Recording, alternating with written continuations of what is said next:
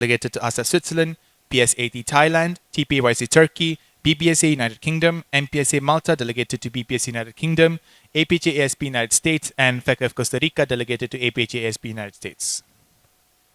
Please raise your voting cards, everyone.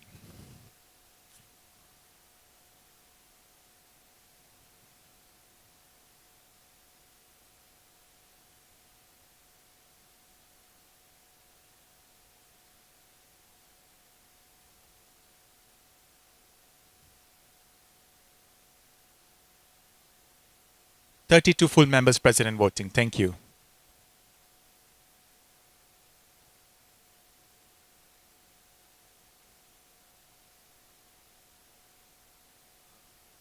I just have one announcement before we resume standing orders. This is a notification from the RC for those of delegates who have asked for payment upon arrivals or missed payments or have any other pending transactions with the reception committee. Please meet the treasurer of the reception committee at the back. He'll be at the back of the hall in a few minutes. Yes, the treasurer is right here. Hi, the treasurer of the reception committee, not the treasurer of IPSF, treasurer of the reception committee. He'll be at the back of the hall. Please meet him to settle all your pending transactions. Thank you.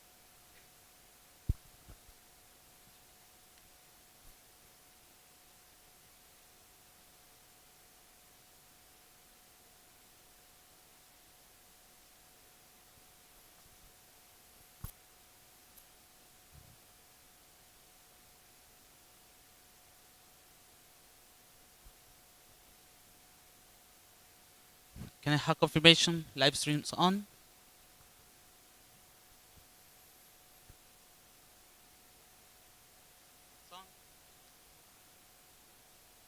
Some recordings on? Yeah, it's on. Yeah. Can we proceed to resume the standing orders? Do I have a proposer to resume the standing orders? Proposed by APF Portugal, seconded by TPAYC Turkey. Those against this motion? Carry unanimously. We can continue. Kishin.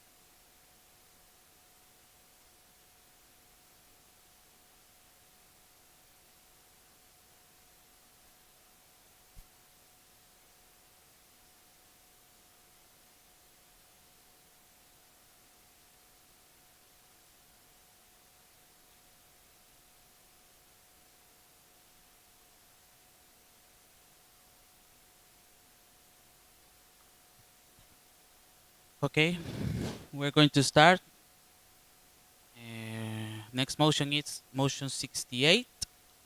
This the 68 IPSF General Assembly sets to add the late submitted financial report of the 67th IPSF World Congress 2022 to the General Assembly folder. This motion shall not be reviewed when it's achieved. We have motivation from IPSF Exco. Please.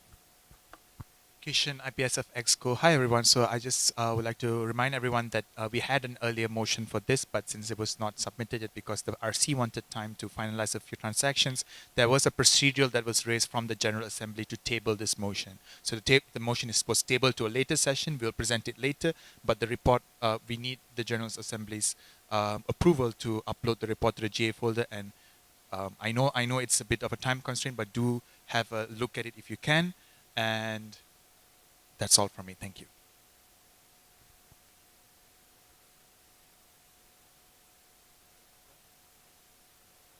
The floor is open for discussion on this motion.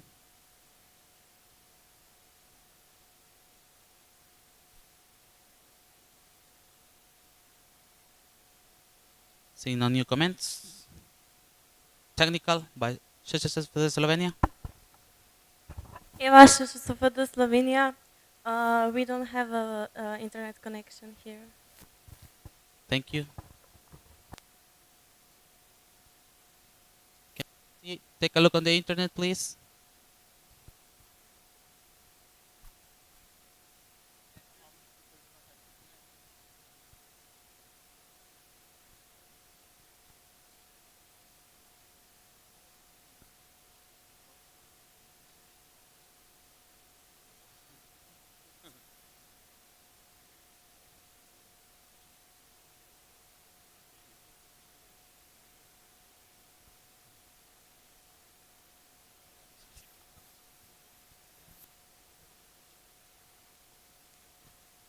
Seeing no new comments on the motion, I'll close the floor for discussion and proceed to voting. Those against this motion? Those abstaining? Carry unanimously.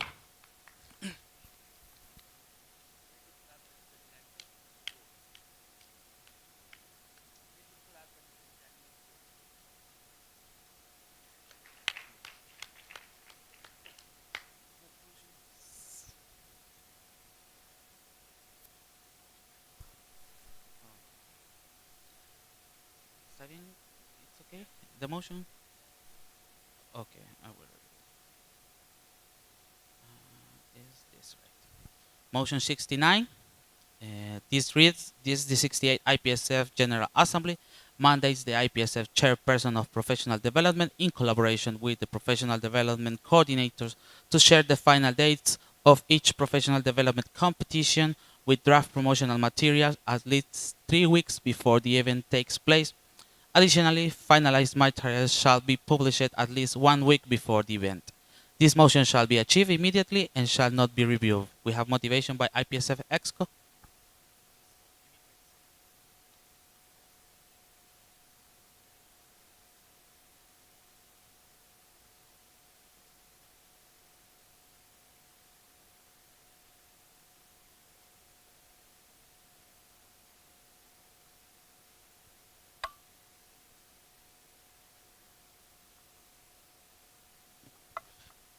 Hi everyone, Kishan IPSF Exco here. So this motion was brought up during the previous General Assembly, if I'm not mistaken, the 67th General Assembly, and it is currently a motion in force.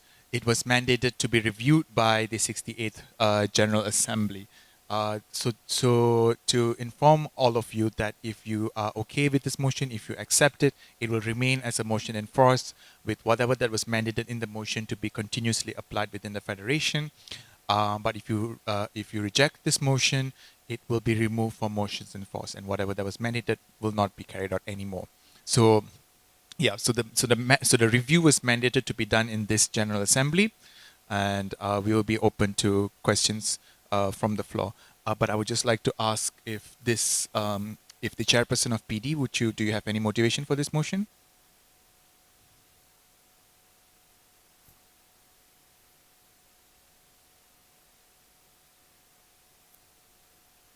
Thank you. We have a point of information by IPSF Exco. Sarah Ibrahim, IPSF Exco. As the Professional Development Chairperson, this motion, yes, it was put in good faith. However, represented some difficulties in achieving this mandate. So originally, this motion should have been implemented on the global level and the regional level. However, only IPSF global team was abiding by this rule or by this motion, and it represented some problems. First of all, because we had inactive media team all mandate, and it was hard to deliver the materials in time, even though we sent it like 1 month and a half in advance. And second of all, things change prior to the competition. A speaker gets sick and we have to find another one, or a sponsor confirming last minute, or when we start the competition, etc., etc. So it was kind of hard to keep up. We tried our best. A lot of competitions had to be pushed back to another time, and which led to overlapping of events, overlapping of competitions, trying to finish everything by the end of the mandate. So if the General Assembly agrees, maybe we can discuss amending this motion to a reasonable time that can help the professional team, the professional development team next mandate to implement their ideas without the stress of not having the materials ready. Thank you. Thank you for the clarification. The floor is open for discussion.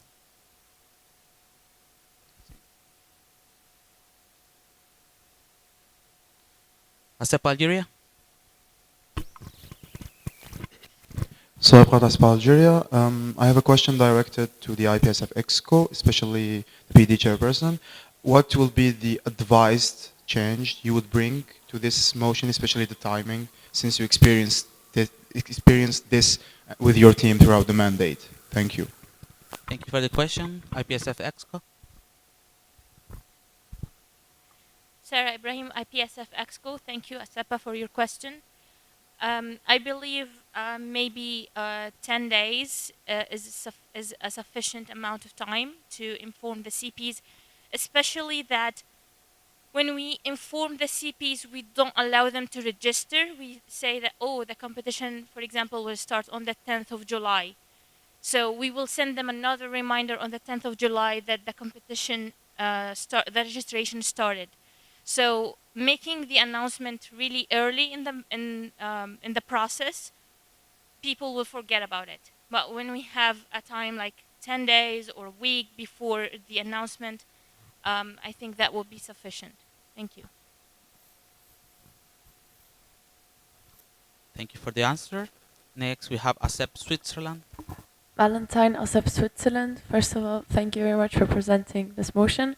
We wanted to ask, you mentioned in the point of information that a contribution to the stress was the inactivity of the media and publications team.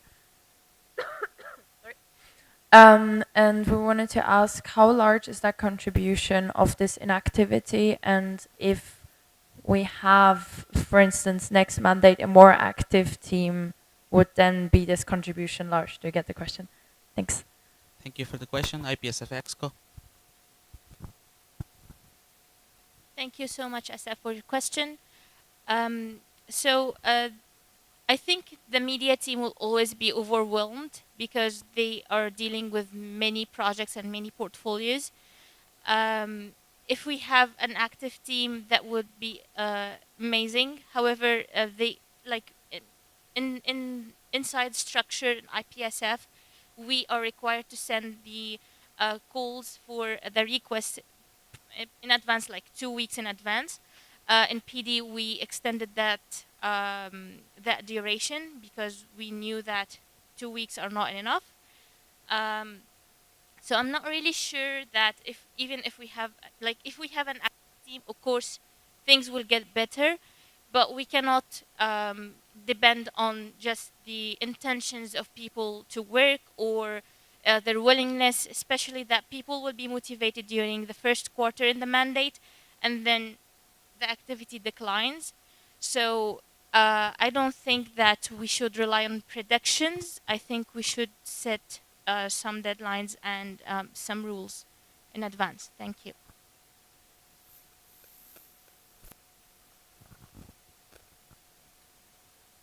Thank you for the answer.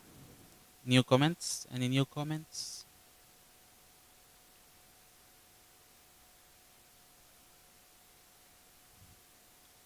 Seeing none, I close the floor for discussion and proceed to voting. Those against this motion? Those abstaining? Carried unanimously. Can we have next motion, please?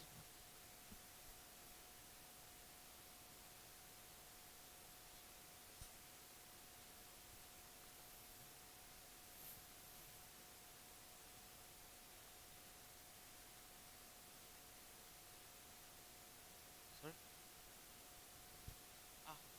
There is already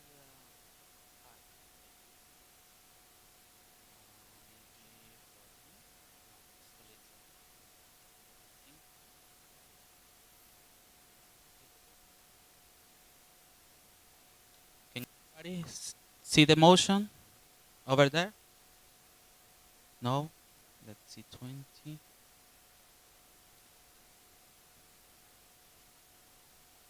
No? Too little? I see.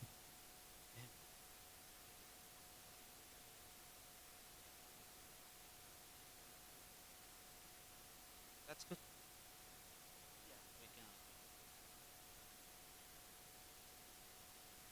Okay, we reached to the point, the agenda point, incoming motions from member organizations. We are going to see this motion number 70 and reads this D68 IPSF General Assembly mandates the IPSF Executive Committee to ensure that documents needed by IPSF contact persons, included but not limited to the Executive Committee monthly updates, document concerning previous global contact person meeting, IPSF official documents, IPSF strategic plan, the requests for the IPSF's training forms release, essential guidelines and toolkits and booklets, and pre-accreditation form that has been released.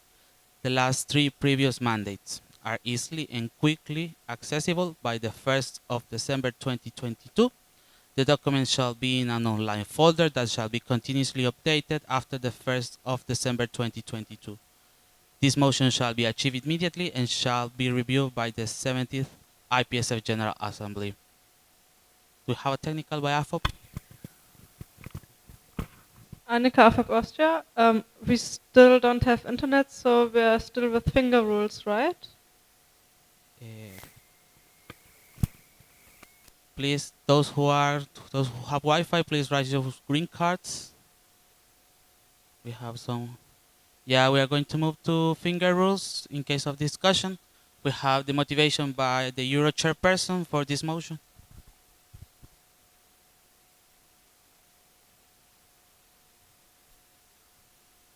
Veteran chair. Test. Okay. Veteran chairperson of Euro. Basically, motion was raised at this year's European Regional Assembly, and since I'm the chairperson, I will present you the motivation. The main motivation is coming from the lack of access to these documents presented in the motion during this year and the previous years, and EURA official delegates in EURA and Euro MOs basically see this fit in order to improve the working practice for the whole federation, and that's why we are presenting this motion. I'm more than happy to take your questions and comments. Thank you. I would just ask Scrutineer to have me one mic here, please. Okay, the floor is open for discussion. I will be stand to see. Any new comment? Test.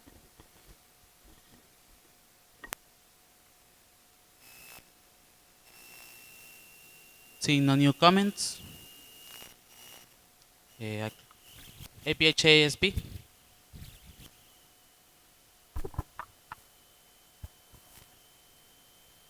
Maria, APHAASP. I see that you. Okay, just double checking. I see that you set the deadline for December 1st, 2022 Would this be on a rolling basis then? Thank you. Could you please clarify? Yes. So on the motion, I see that the deadline has been set for December 1st, 2022. Would this be on a rolling like on a rolling basis, continuously every year? Thank you. IPSF EXCO. Veteran Chairperson of Euro. This deadline is, as you can see, the first deadline is to make sure everything is online by the 1st of December 2022. And then in the next sentence, you also have an explanation that this deadline will be used every continuously year until we revise this motion at the 17th IPSF General Assembly. Then we will present a motion again with the investigation and see where it leads us, basically. Thank you. Thank you for the answer. Any new comment?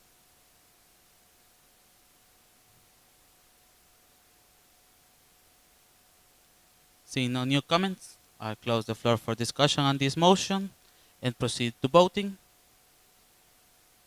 Those who are against this motion? Abstentions? Okay, the motion is carried unanimously. Can we have next motion, please?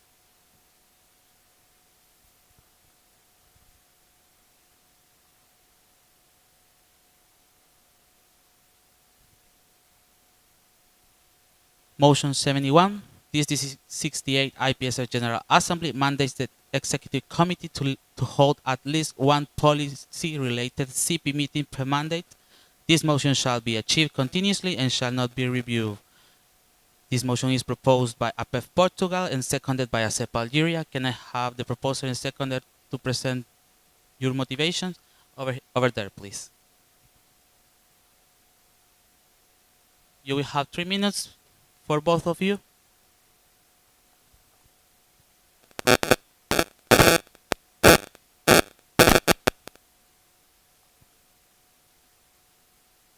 Okay, start please.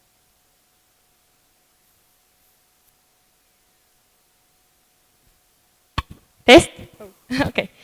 Denise, APF Portugal, we are presenting this motion giving the fact that we believe the discussion regarding IPSF policy can be worked and can be strengthened with CPs and by extension with the member organizations.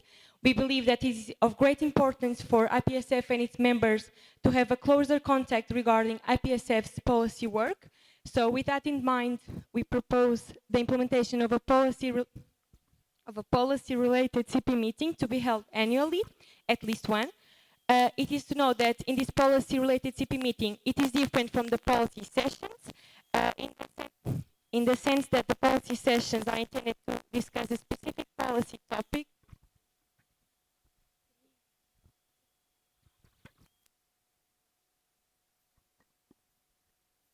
Okay, test, yeah. Test. Okay, so the policy sessions are different from this CP policy related meeting in the sense that in the policy sessions we are discussing specific topics and we are building a declaration surrounding it. In the policy related CP meeting that we are suggesting has its main goal to bring the CP to bring the CPs closer. Test. Okay. No. Test. Test.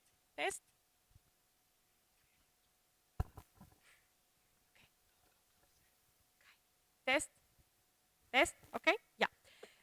So the policy-related CP meeting that we are suggesting has its main goal to bring the CPs closer together to the IPSF work to integrate CPs on the policy discussion and advocacy regarding the IPSF flagships, and as well as involving directly in the decision-making of the policy-related matters and better follow up the upgrades regarding the policy with stakeholders.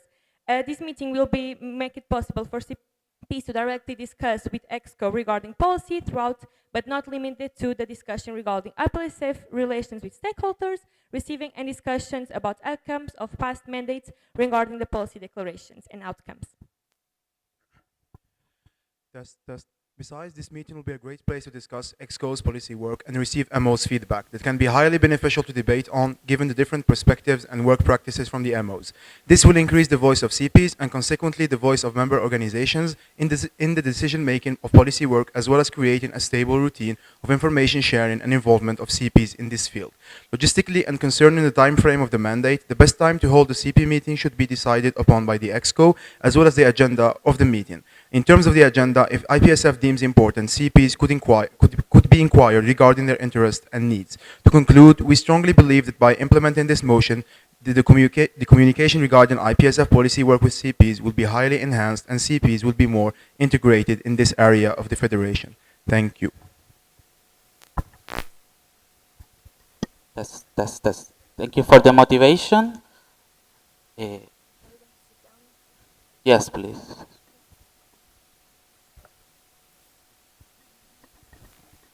Thank you for the motivation. Now the floor is open for discussion.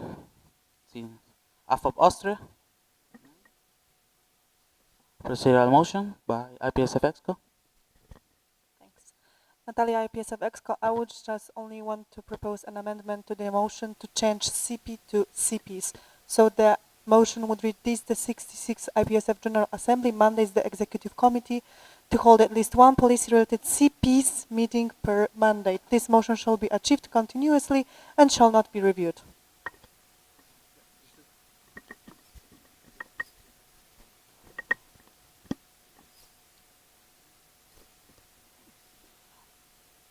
Okay. Yeah. Regarding the amendment that IPSF EXCO is proposing, I would like to ask the proposer and the secondary if you are agree. Okay, we are agree. So can we have the amendment on the motion?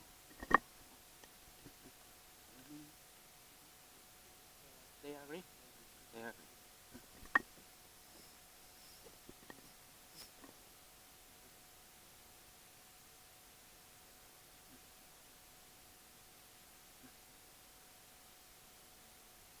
Yeah. Amend the motion.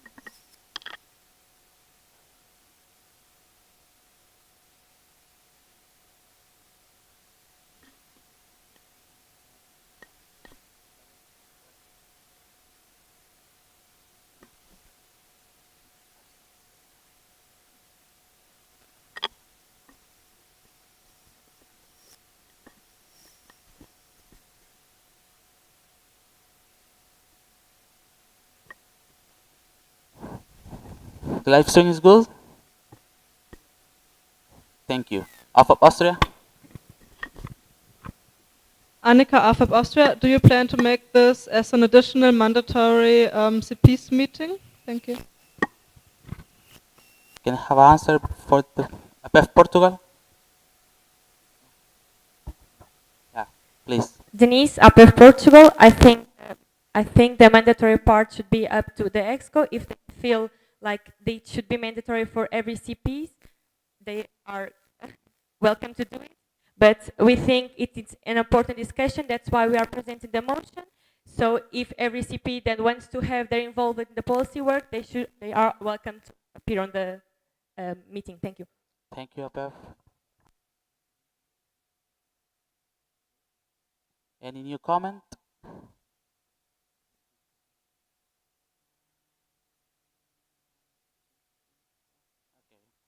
Seeing no new comments, I close the floor for discussion and move to voting procedure. Those who are against this motion? Those abstaining? Carry unanimously.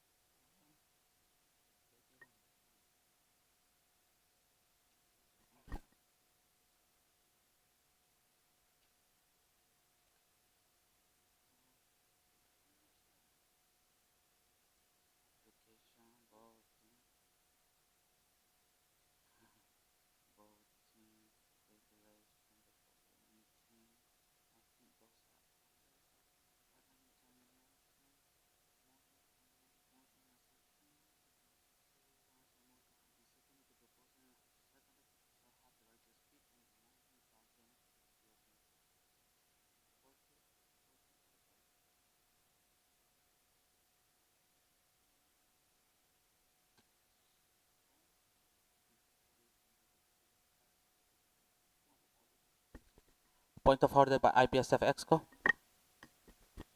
Okay, so Kishan IPSF Exco. So this motion was proposed by CAPSI Canada and seconded by LPSA Lebanon. But I would just like to read a clause from the standing orders 4.2.10. A motion is withdrawn when the proposer is not present at the session of the assembly. Unfortunately, um, we do not have any delegates here at the CAPSI Canada table, so unfortunately this motion is officially withdrawn. Thank you. Clarification by FEFARMEX. Performex Mexico. In this case, that means that we don't discuss the motion in the future, right? Oh, thank you so much. Procedural by AFOP. Annika of Austria, is it impossible to do a procedural motion to table this motion to a later? No, it's on the standing orders. Can we have next motion, please?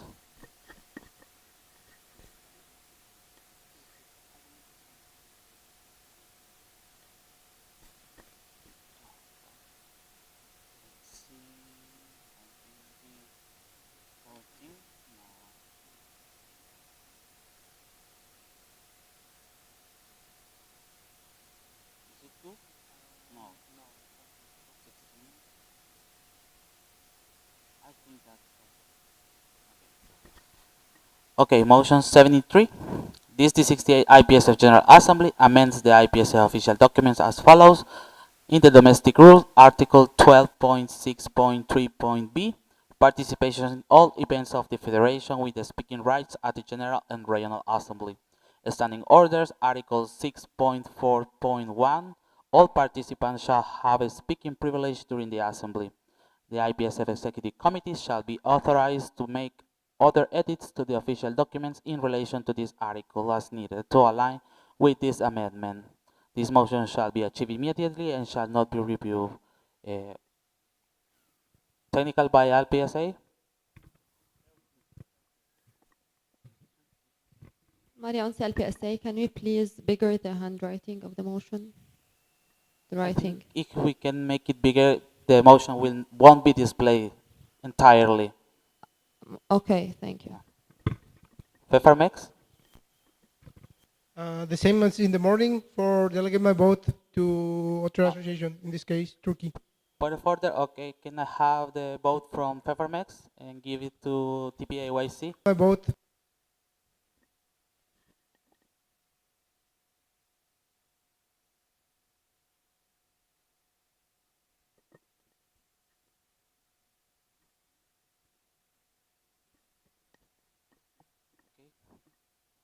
The floor is open for discussion on this motion. Oh, sorry. Can I have the proposer and seconder? Test. You will have 3 minutes for both interventions. You can start. So the main motive for this is to allow HLM and alumni to have speaking rights at the GA, just because I think it is pivotal for the succession of IPSF to go in a good direction. And then also with the standing orders, that's kind of just to align with the first amendment. The IPSF amendment this morning did not give HLM or alumni any actual speaking rights. So therefore, we still feel like this this amendment needs to be voted in to ensure that alumni and HLM do get speaking rights at these events. And we're happy to take questions, but I'll pass it on.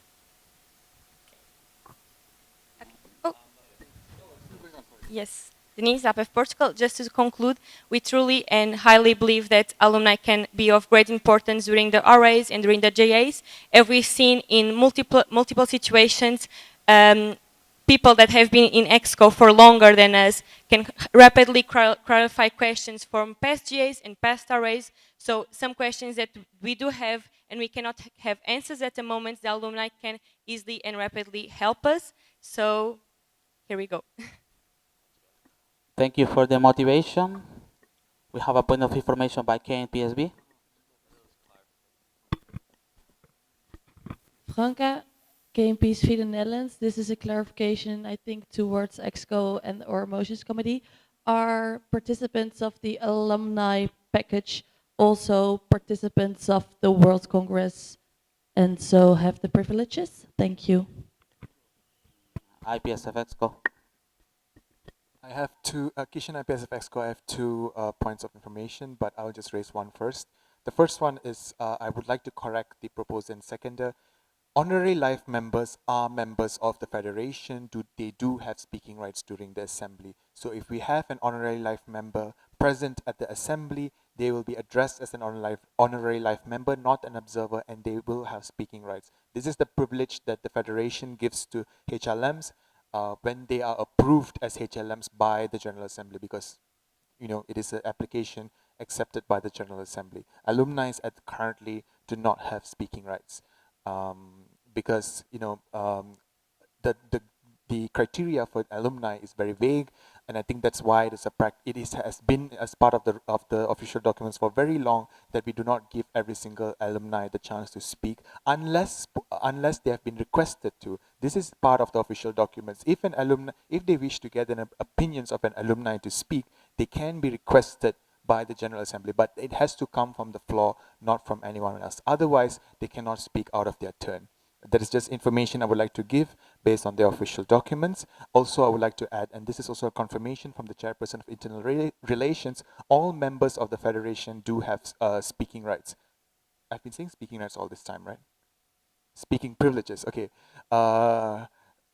And members of the Federation, there are 4 types of members: individual members, honorary life members, full members, and members in association. Alumni are currently not listed as members. They are affiliated individuals to the Federation because they are no longer part of the Federation in a working capacity, but we still have them as affiliated. This information based on the official documents. Thank you. ASEP Switzerland. Valentine, ASEP Switzerland, point of order. The 1 minute for the answer also goes for the EXCO. Thank you.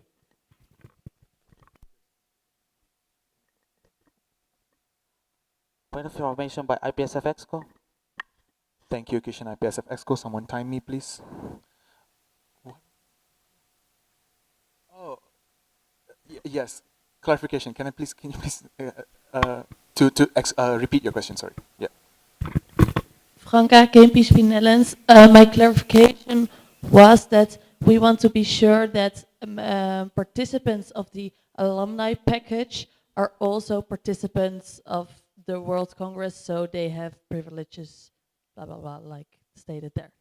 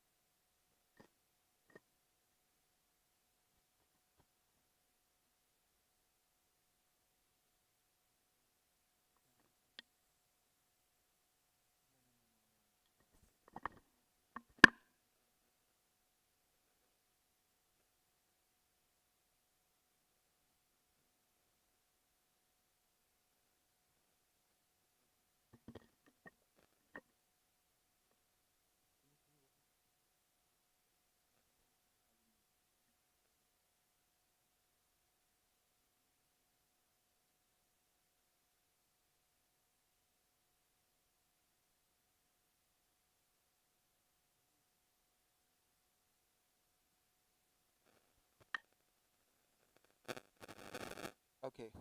Kishan IPSF EXCO, time. Someone time me, please. Right. So let me just read out what the official documents say. In the domestic rules, if I'm not mistaken, alumni should have the following privileges: free and lifetime affiliation after being approved by the IPSF General Assembly. This affiliation shall be terminated if the alumni fails to provide updated 6 months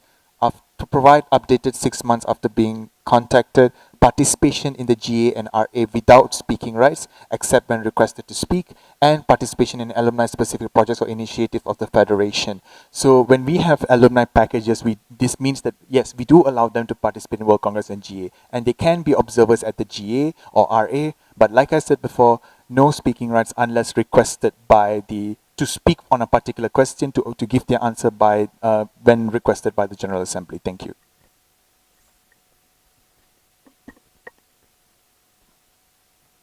Thank you for the clarification. Any new comment?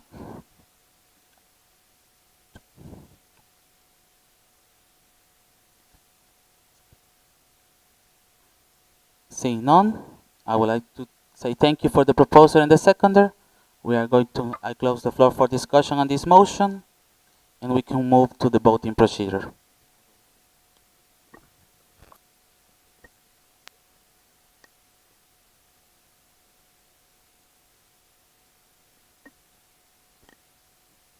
Okay, we are going to move to voting procedure.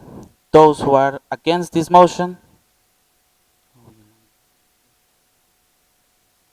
those abstaining, okay, carried unanimously.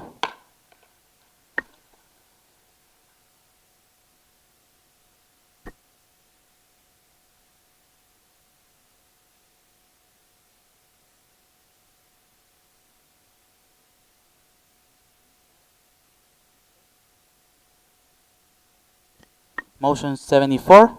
This the 68 IPSF General Assembly mandates the reception committee of all IPSF events to submit a sustainability paragraph within their progress report. The paragraph shall show their effort in choosing sustainable options, which shall include but not limited to the choice of the venue, food options, and giveaways included in the goodie bag. This motion shall be achieved immediately and shall be reviewed by the 17th IPSF General Assembly. It's proposed by BPHD and seconded by NSAPSO New Zealand. Can I have the proposer and the seconder to present your motivation?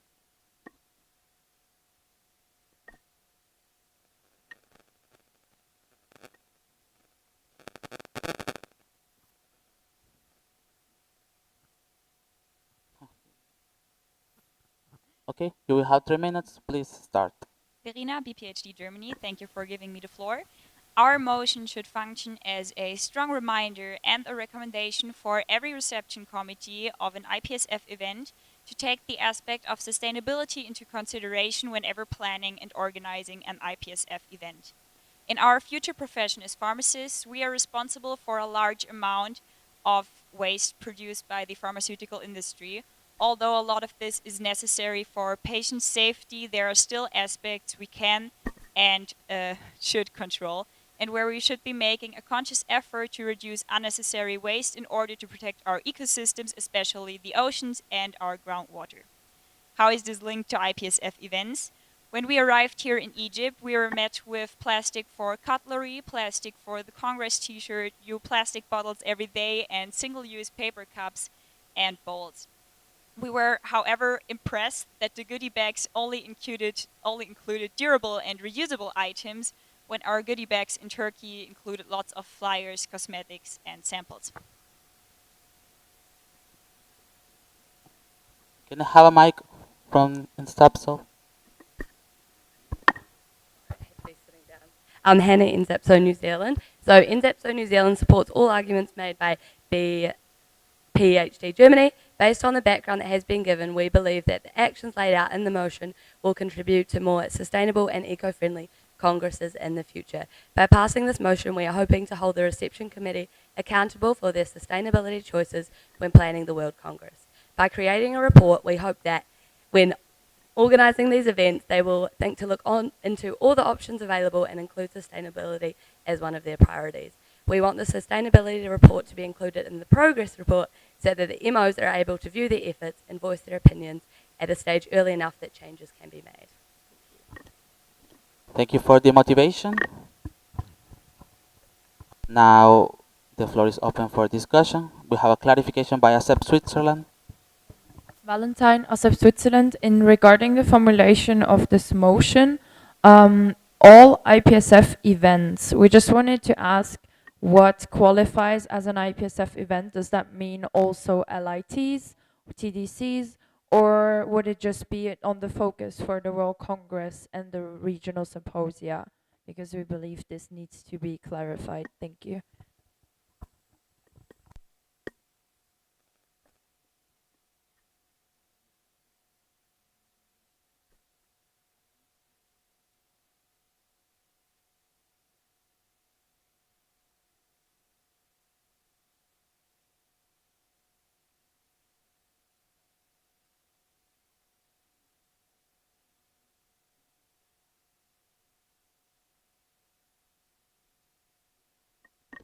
IPSF Exco.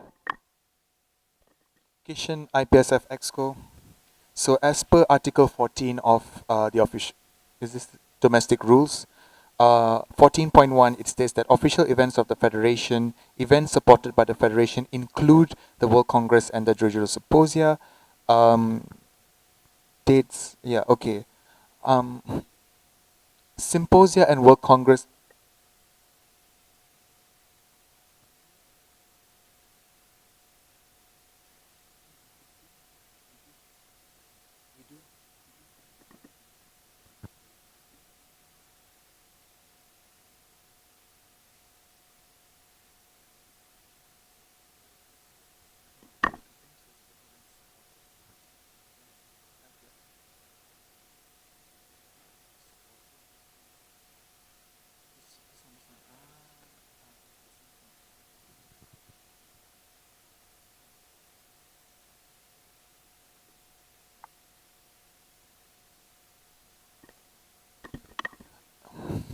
Okay, continue my time, please.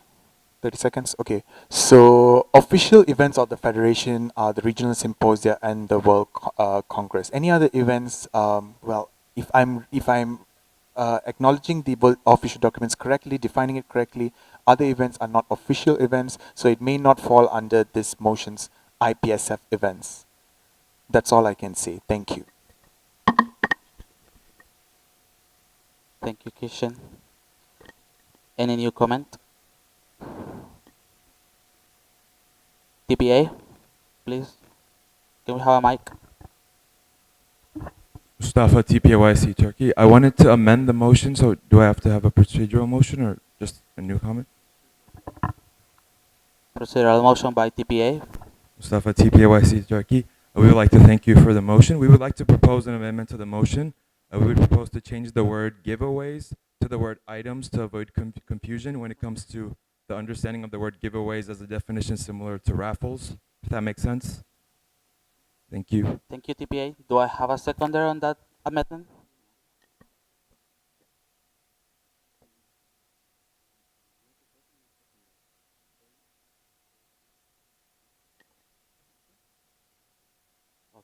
Okay, so yeah.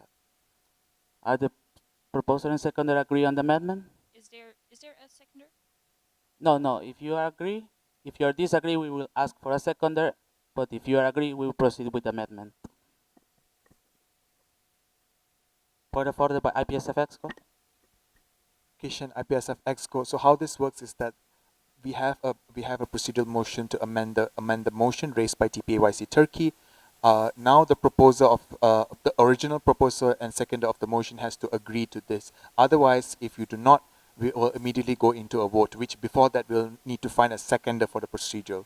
But I just want to ask. We want to ask whether the original proposer and seconder are okay with changing the word of the okay with changing the word giveaways to items. Yes, thank you. Yeah, we are okay with that. Good. Okay. Can we have the procedural motion passes? So can we have the amendment on the motion?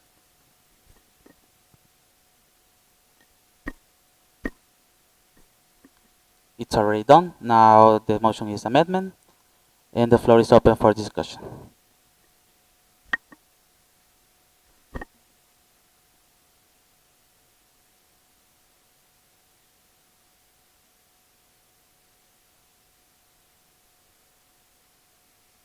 Seeing no new comments, I close the floor for discussion. Thank you for the proposer and the seconder. We are going to move to voting procedure.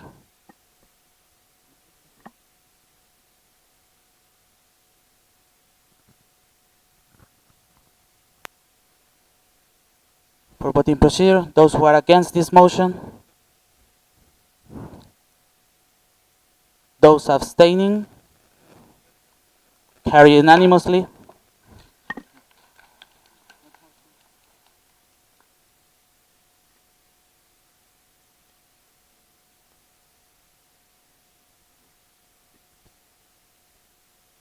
Motion 75.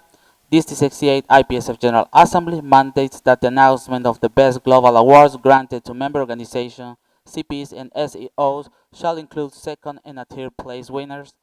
This motion shall be achieved immediately and shall not be reviewed. It's proposed by ALPSA Lebanon and ASEP Algeria. I think ALPSA can have the motivation in the table. Can I have a mic for ALPSA? Thank you. Maria IPSA Lebanon.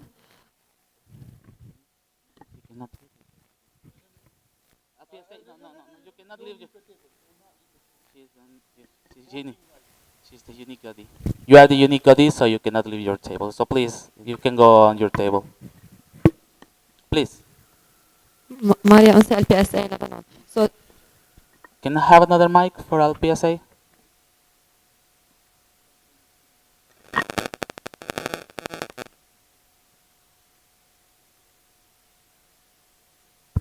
test. Maria Unsi LPSA Lebanon.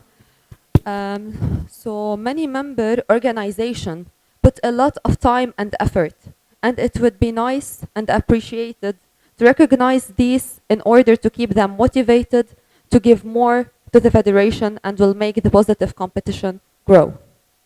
This is already happening in some regions, and it would be great if implemented on a global level. Thank you. Thank you, LPSA. The seconder wants to say something, please. You can. As mentioned by my colleague, we are quite a number of CPs, CEOs, and member organization putting a lot of efforts in these awards, in these competitions. And this motion main motivation is to appreciate this work done by them throughout the year and be fair to everyone. Thank you. Thank you for the proposer and the seconder for the motivation. Now the floor is open for discussion. Any new comment?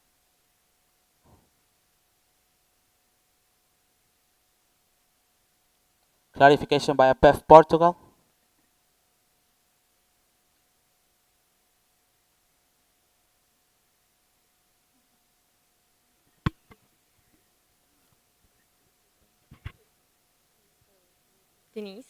Denise APEF Portugal.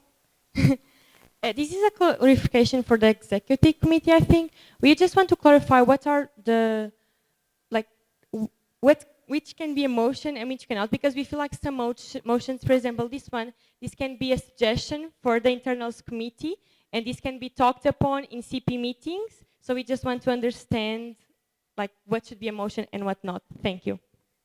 IPSF Exco. Time me, please.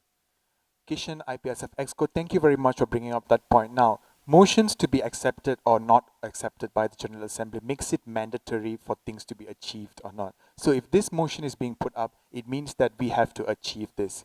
Of course, we can have this as a suggestion, but you know, if the General Assembly does really wants this to be achieved, then you can put it up as a motion. There is no restriction to what motions can be, because as long as the General Assembly wants the IPSF Exco to achieve something, it will be a motion. Whether or not it can be achieved, it really depends on the suitability of the motion and how the mandate goes from this point onwards. But I can confirm that there's no restrictions for motions unless anything is brought up that directly contravenes the official documents, or if there's any issues that was spotted by the motions committee and executive committee. Thank you. Thank you for the clarification. Any new comment?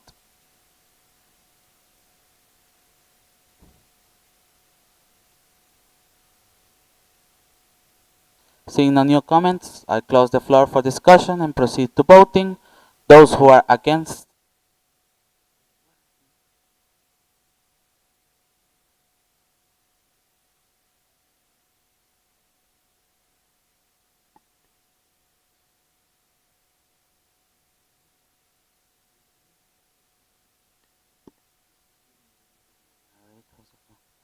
Those who are against this motion?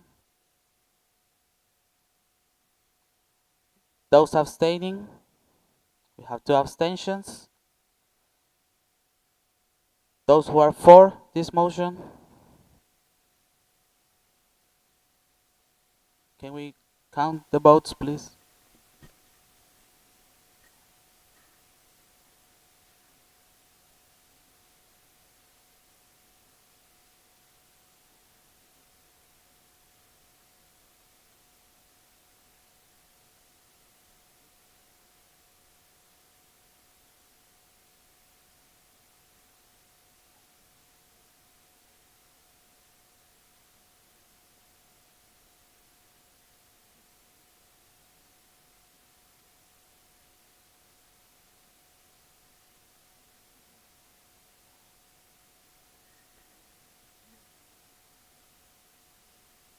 Thank you.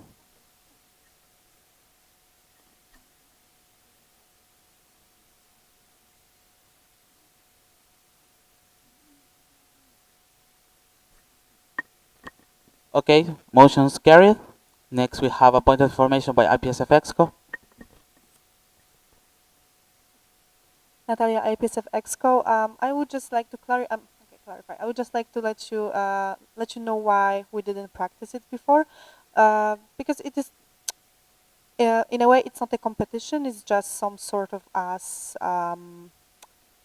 It's a symbolic way to motivate you more. But since GA is quite sure that they would like to that they would like us to announce who is the second and third place, it's completely okay. However, I would just like to inform you that since it is voted upon right now, we did not prepare anything special for second and third place. That's why we won't be that's why we won't be able to give you some sort of, I don't know, diploma or something, because we simply didn't know that this is going to be brought up. So I really hope it's okay with those who are going to have second and third place. And we will try next Monday. And I think that we'll have point of information.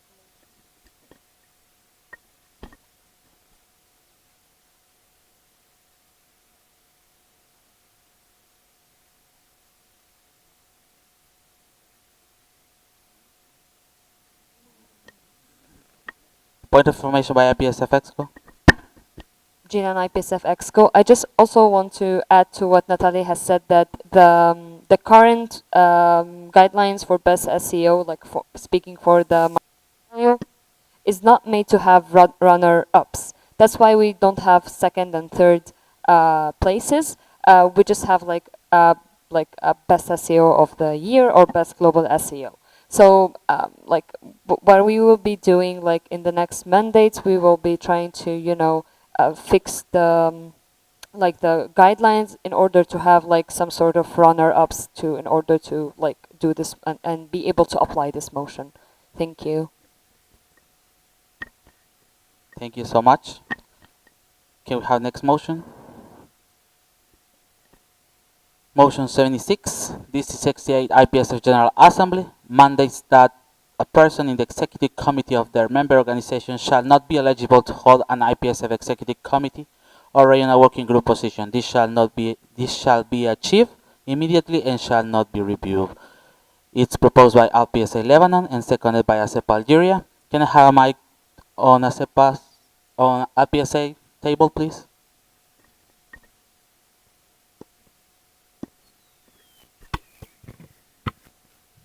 Marion, LPSA Lebanon. So as LPSA believes that there might be a conflict of interest when someone has access to awards decisions and such other matters and is in decision-making position in his or her association. It will also be unfair when some confidential matters to EXCO are known by some member organization through their dual executive and others are not. Moreover, it seems that a person in such two big positions has the tendency to be more overwhelmed and might not fulfill his work. Thank you. Asepa, are you okay? Okay, let us confirm something here, please.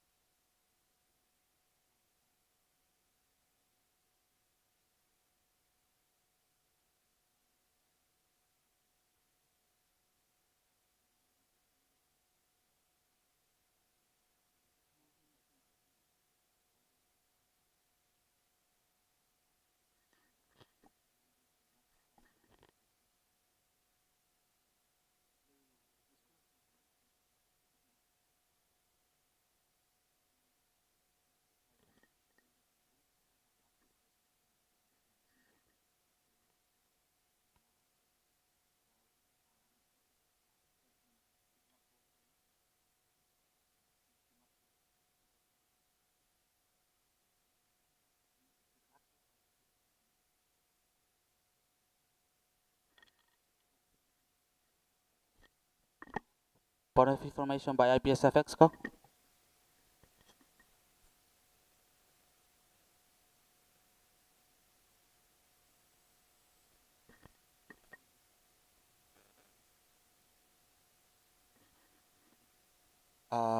Is this?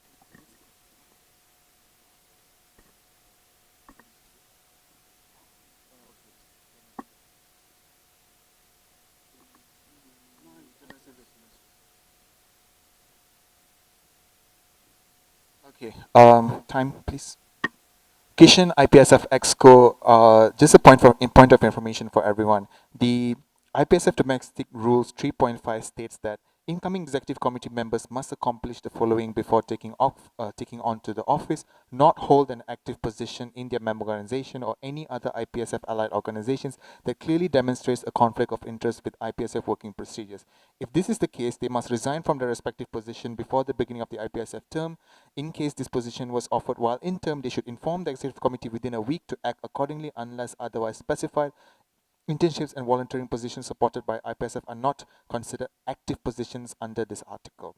Now, it is also a working practice within the federation that we immediately identify conflicts of interest and get them resolved as soon as possible. So if any CPs or executive members of member organizations are joining executive committee positions or RWG, we tell them to resign immediately.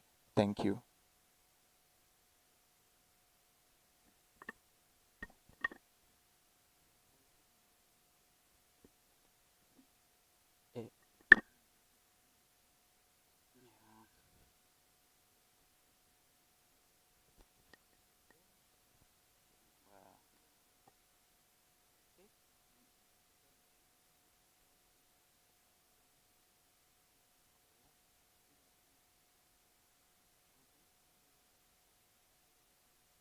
Okay. Based on the point of information, we would like to ask LPSA if you want to continue with your motion. And Asepa? It is already.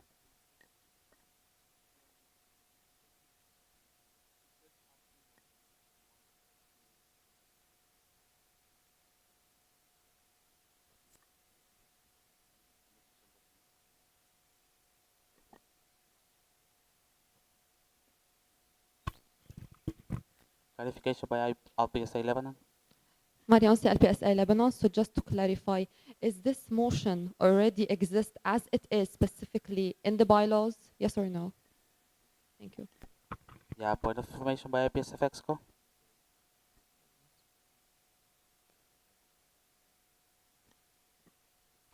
Can I respond? Can I respond to that first? Okay. Yeah.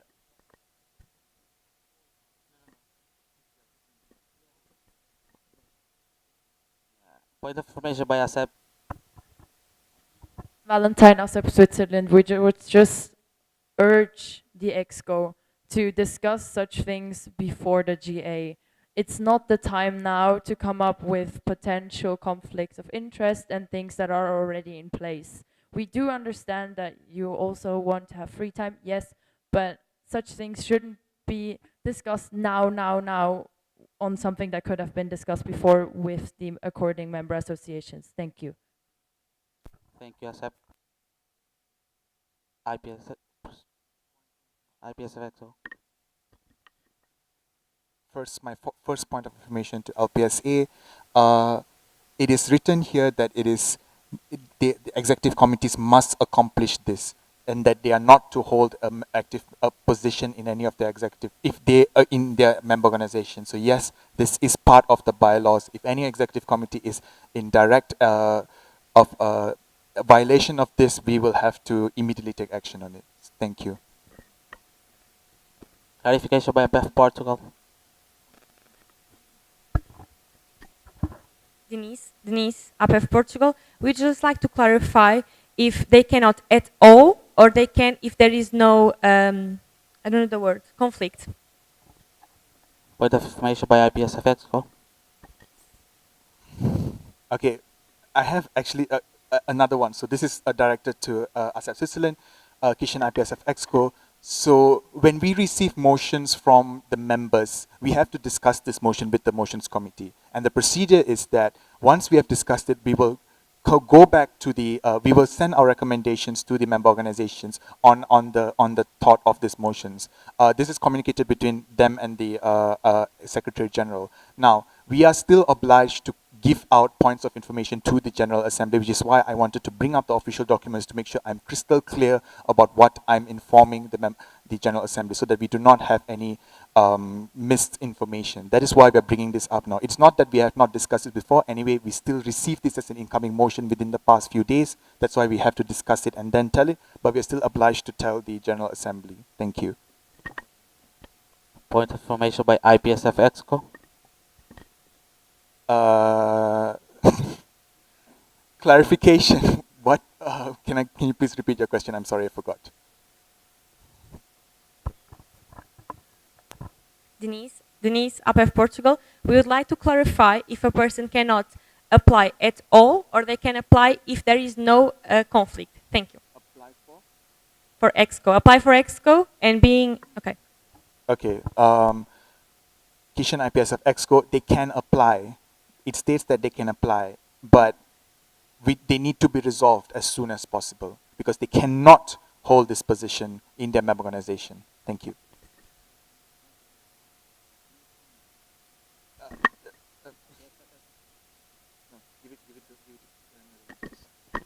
KNPSB. Franka, KNPSV Netherlands, and what about RWG members? Any new? Okay, point of information by IPSF EXCO. Yes, this applies to RWG members as well. So both EXCO and RWG cannot have active positions within their member organizations. And the motion, sorry, not the motion, the official document states incoming executive committee. So this applies to people who have been elected, and within a week of being elected, they have to inform the current executive committee of any conflicts of interest, and they need to resolve it, and they need to report it to us, which is usually done. I can confirm that this is usually done, because this is from me personally. I was the president of my organization before I was elected as regional secretary in April in the previous mandate, but I did inform that of this conflict of interest, and I resigned. I mean, my mandate ended before I started my mandate as regional secretary. So I made sure there was no conflict of interest. Thank you very much.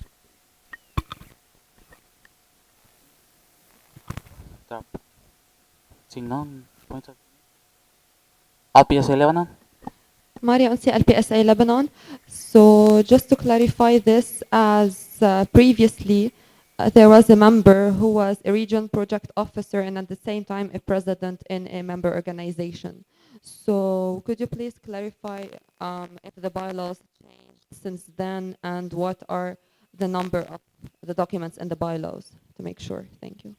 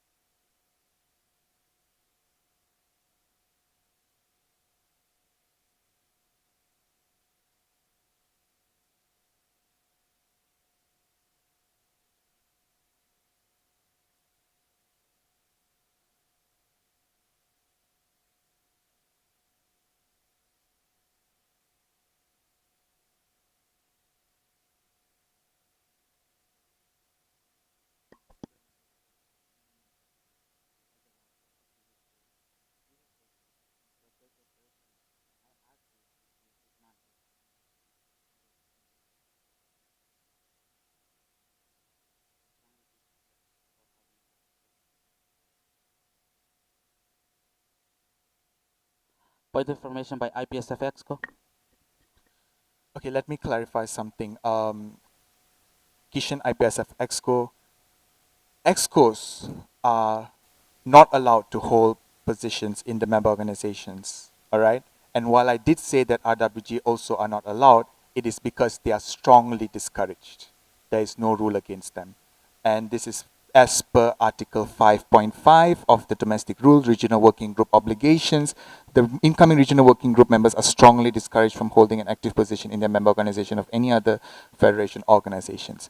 as when incoming IPSF team members, especially the RWG EXCO, are signing the IPSF team contract, we try to make sure that there is we do make sure that there is no conflicts of interest. All right, but I want to be crystal clear here. RWG are strongly discouraged. Thank you.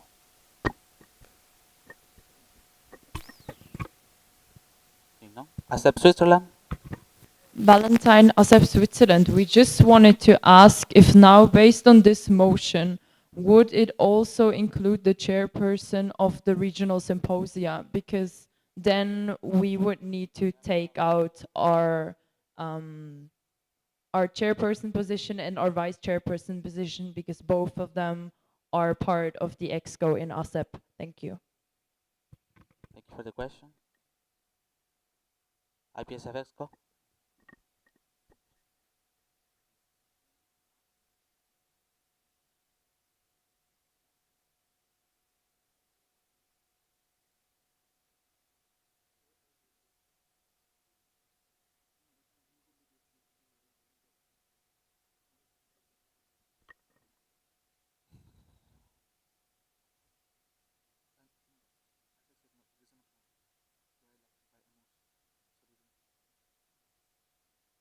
Kishan, IPSF EXCO, nope, it doesn't apply to chairpersons of the World Congress or Regional Assembly. Thank you. Kishan, IPSF EXCO, if this motion passes, it does not apply to the chairperson of the World Congress and Regional Assembly because they are directly elected by their member organization for the organization of those events. No conflict of interest. Thank you.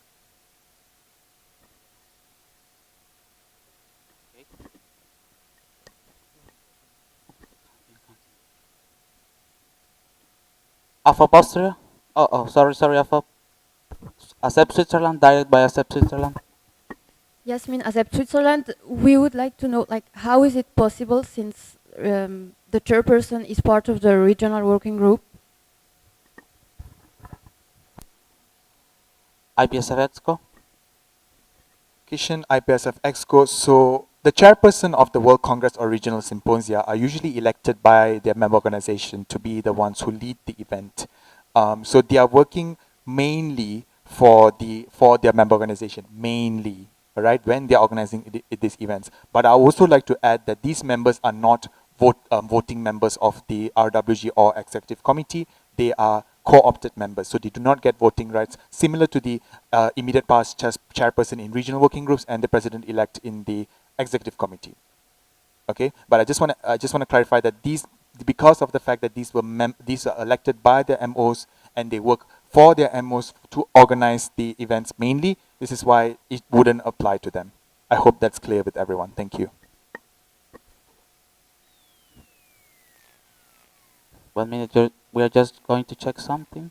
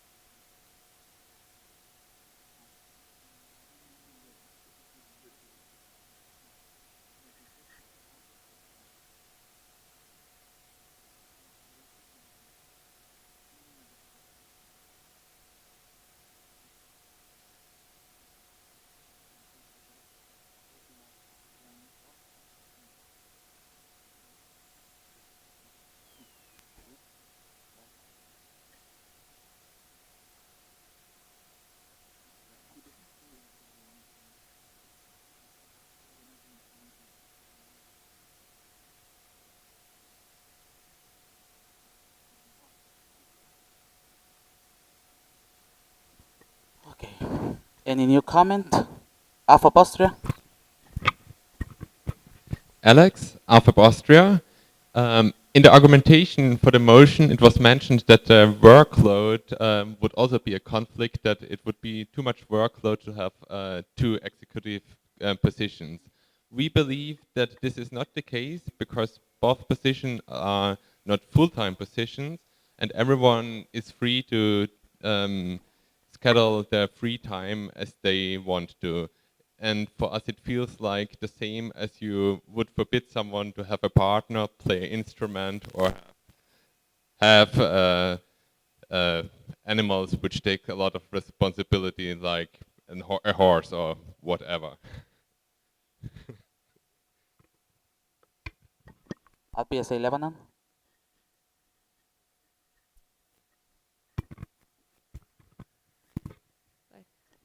Maria Onsi, LPSA Lebanon. We do agree that time management is very essential, and being overwhelmed is not the first cause, and it's effectively mentioned in the last part of the motivation. And effectively, again, time management is essential, as being in the EXO is at the end a leader position. However, some of them might encounter some challenges. However, it's not the main reason. As mentioned, the main reason was mentioned first. Thank you for your comment. Thank you. Thank you, LPSA. Accept Switzerland. Valentine, ASEP Switzerland is more of a comment than a question to the proposers and seconder. We believe this motion is rather redundant and will put more pressure on the regional working group where there shouldn't be, as we already have in the official documents stated which rules should be applied. Therefore, we don't support this motion. Thank you. Point of information by IPSF ESCO. Kishan, IPSF Exco, thank you, Switzerland, for bringing that up. But I just want to add that for Exco, it is mandatory as per the official documents. For RWG, it is not. It is strongly discouraged. It is a working practice of the Federation to make sure it is encouraged. But if this motion passes, it makes it both mandatory for RWG and Exco. Thank you. Thank you, Kishan. Directed by APF Portugal. Denise, APF Portugal. We would also like to mention that given that it's already strongly discouraged, and I think the RA will have in their minds to evaluate if the person present is able to fulfill the jobs needed, and if they need, they can ask the person if they have other kinds of commitments during mandate. So we don't feel like it is necessary to have this motion, given what is set in the official documents seems pretty enough for us. Thank you. Thank you, APF KNPSB. Anne, KNPSB the Netherlands. So not all mandates start and end at the same time as the IPSF mandate. Some MOs might still have 1 month left. If we accept this motion, it would mean that you will already eliminate a group of applicants. So therefore, we do not support this motion. Thank you. Thank you, KNPSB. Any new comment? Clarification by LPSA. Maria on CLPSA, my clarification is requested from the EXCO. So just a clarification, if in the bylaws it's stated that a member in the EXCO and the RWG is not permitted to have an active, to be active in a member organization. Thank you. IPSF EXCO. Kishan, IPSF Exco, again. For executive committee positions, they are mandatory. They cannot hold active positions in their member organizations. For RWG, it is only strongly discouraged. Means that it is not mandatory. That's all I'm going to say. Thank you. Thank you. Any new comment?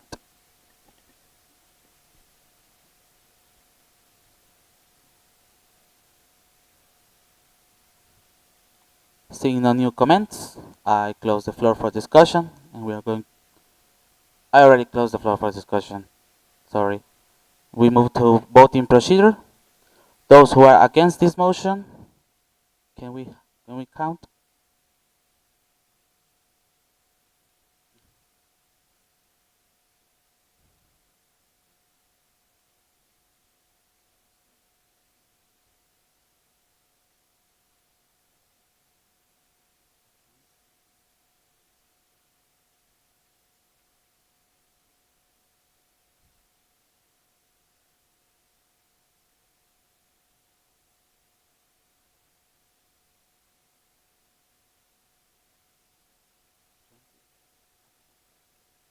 Thank you. Those abstaining? Thank you. Those for this motion? We have four. Motion not carried.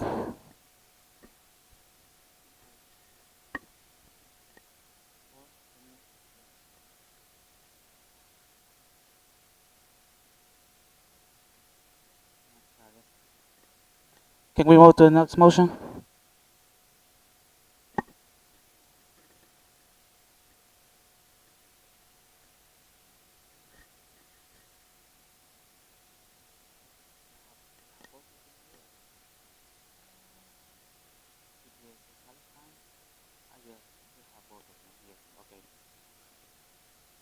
Okay. Motion 77. This the 68 IPSF General Assembly accepts the late nomination of Mrs. Jasmine Nas Elding for honorary life membership of the Federation. This motion shall be achieved immediately and shall not be reviewed. I would like to ask the proposer and the seconder to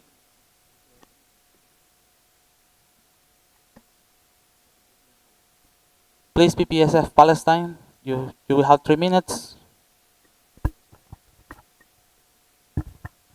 هذا رضوان BPSF. Wait. Point of order by IPSF EXCO. Sorry, Kishan IPSF ESCO. I just want to remind PPSF Palestine that you're giving your motivation on why you want this nomination to be added to the GA folder or to be presented to the GA folder, not the motivation for the HLM nomination. Do you understand? Thank you. هذا رضوان BPSF Palestine. So, we would propose a motion regarding the late application for our candidate, Ms. Yasmin. Ms. Yasmin is an older IPSFer. She served our federation for 13. Sorry?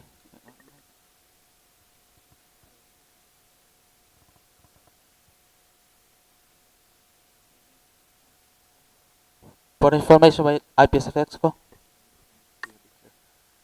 Kishan IPSF EXCO, your motivation for this motion is why do you want this application to be accepted by to be presented to the GA, not the application for HLM. That means why do you want to add this to the to be presented to the folder? Do you understand my point? Yeah. So you're not giving your motivation on the application nomination of HLM. You're giving your nomination for why you want this to be presented to everyone. Why was it sent in late like that? Thank you. هذا رضوان BPSF Palestine. So, Ms. Yasmin.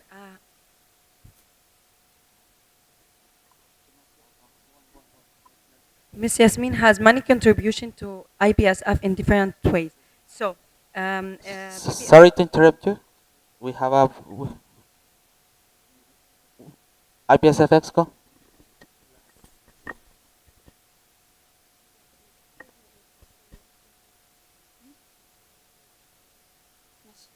شوفي هلا اسمعي راح تقولي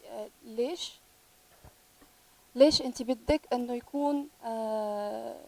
يكون هالشغله محطوطه في الفولدر يعني هو اصلا متاخر يعني لازم انه تعطيه جواب ليه هو متاخر واصلا يعني ليه محطوط بالفولدر مش قضيه ياسمين هي منيحه ولا هي 13 years معانا وكذا بس هو ليه هو اصلا موجود بالفولدر وليه متأخر؟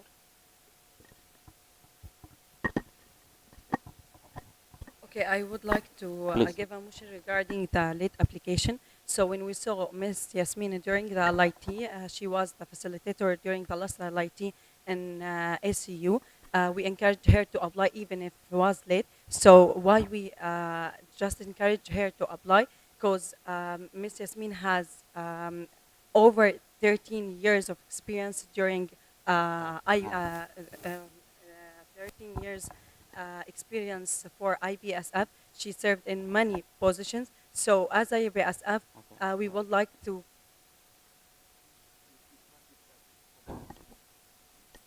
Yeah, just for the late application. So why just we applied late? Because if you wanna just get a HLM candidate, you have to reach out to member organization, one as a proposal and another as a seconder. So Ms. Yasmin was busy with the LIT preparations as a facilitator, and when we saw it during the LIT, we encouraged her to apply, and we just encouraged her to be the candidate of HLM, and as BPSF, we would like to be the proposer after the like seeing her achievements to IPSF and her experience during the last 12 years. Thank you.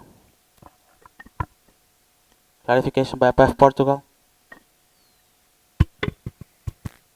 We would just like to clarify, Denise, we would just like to clarify if you didn't submit the application for the HLM on time because you couldn't reach the person. I didn't understand the reason because if I'm not mistaken, we don't need to reach the person, right?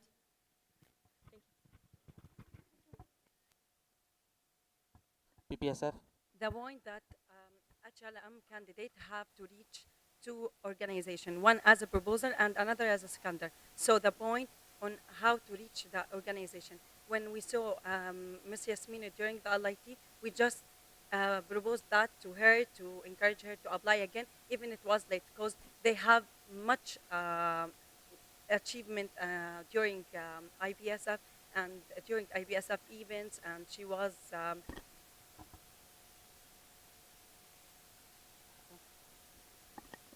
Okay.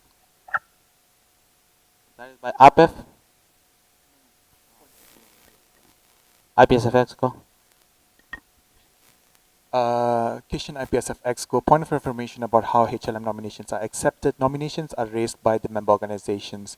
The HLM nominee in question does not go and, I mean, whatever happens between them and the organizations is not up to the federation to know or to decide upon. But just want to let the General Assembly know nominations are presented by the member organizations and seconded by a member organization. Thank you. Clarification by BPSA. Daniel, BPSA UK. Can I get a clarification then? Did Yasmin actually write her own honorary life membership application form?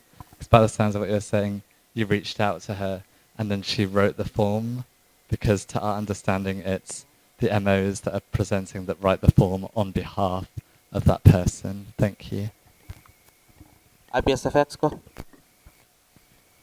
Okay, again, Kishan IPSF Exco, the nominee does not write any application. They may provide their information for the nomination, for the motivation of this of their nomination for HLM, but whatever motion that is submitted to admit them as HLM is submitted by the member organization. Now, what this motion is just simply like how we did it for the late reports of the excos or whatever. It is just to add this as a document to be reviewed by the General Assembly. That is all that is motion. The motion to nominate is after, but if this motion doesn't pass, we will not discuss the motion to nominate them as HLM.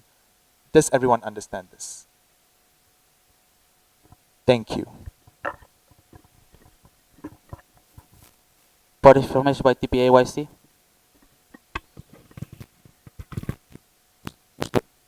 Yes, you can't hear me, right? Can you hear me?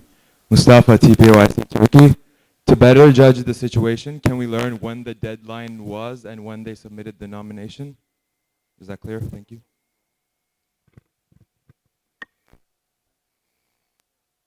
IPSF Exco will reach Secretary General to know which was the deadline.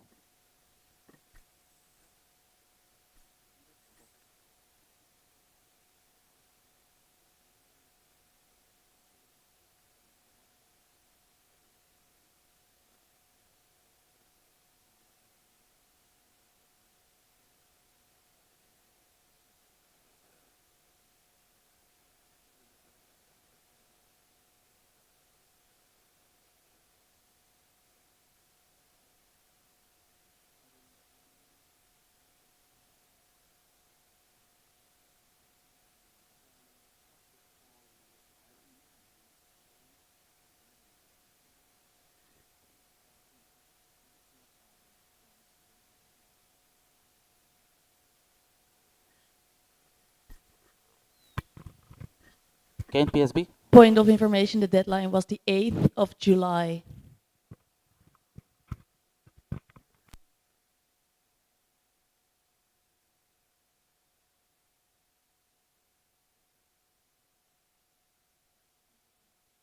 IPSF Exco? Yes, I can confirm that the deadline, sorry, Kishan IPSF Exco, yes, I can confirm that the deadline was the 8th of July. And the nomination for HLM for Ms. Yasmin was received yesterday by the Executive Committee. Thank you.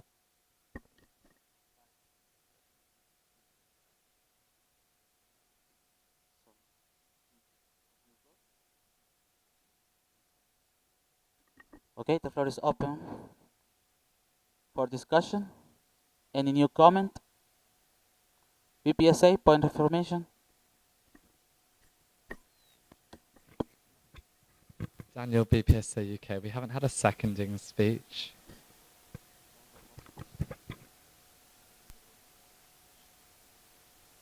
KPSA.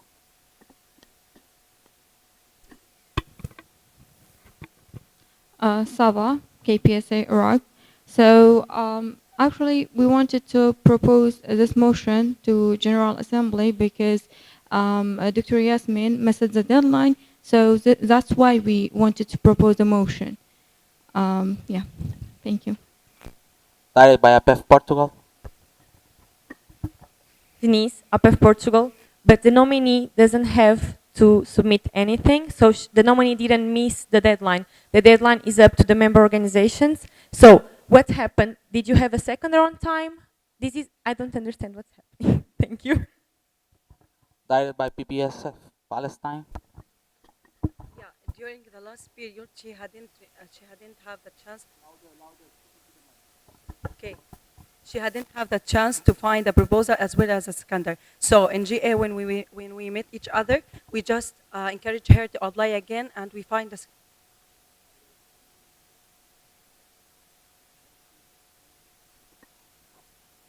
Yeah, I think that's during the finish, please.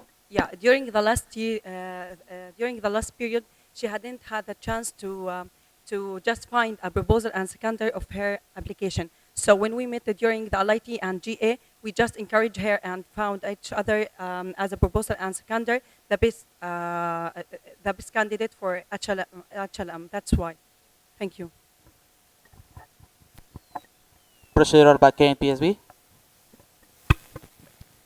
We would like to close. Seconded by NAPS Australia. Those who are against? We have one against. Against closing the floor for discussion? Against.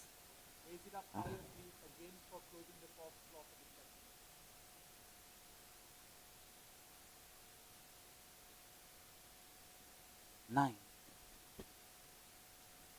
Those abstaining? Those, thank you. Those who are for this motion?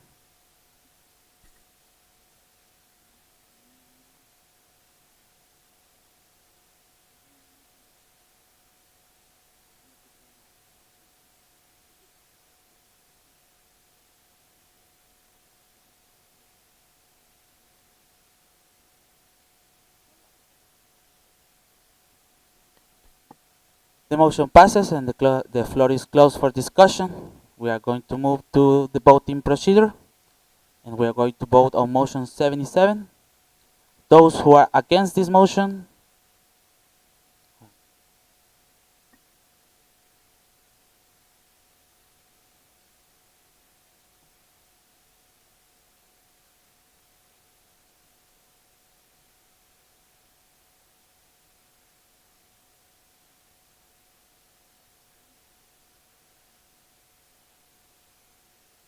Thank you.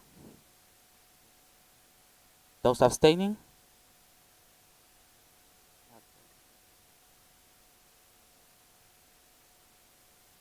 Those who are for this motion?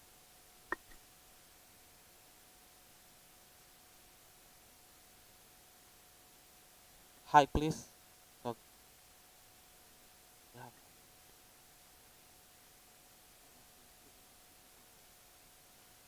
motion did not pass. Next motion, please.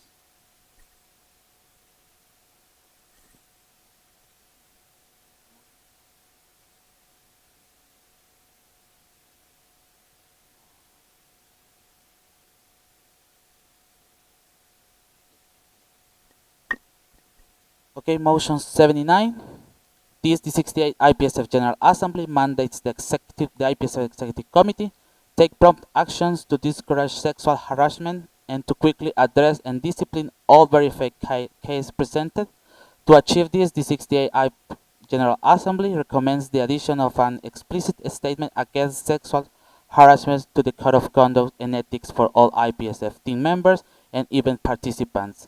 The Executive Committee shall consider fining and banning members breaking this portion of the Code of Conduct and Ethics from the Federation. After close review of all presented cases in accordance with the Code of Conduct and Ethics, this motion shall be achieved immediately and shall not be reviewed.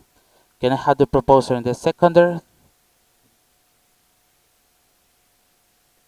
Get the proposer, okay, please. You are not the only one.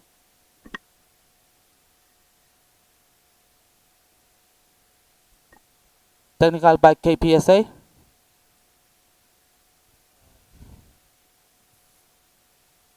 I think it's the latter, but we cannot mark.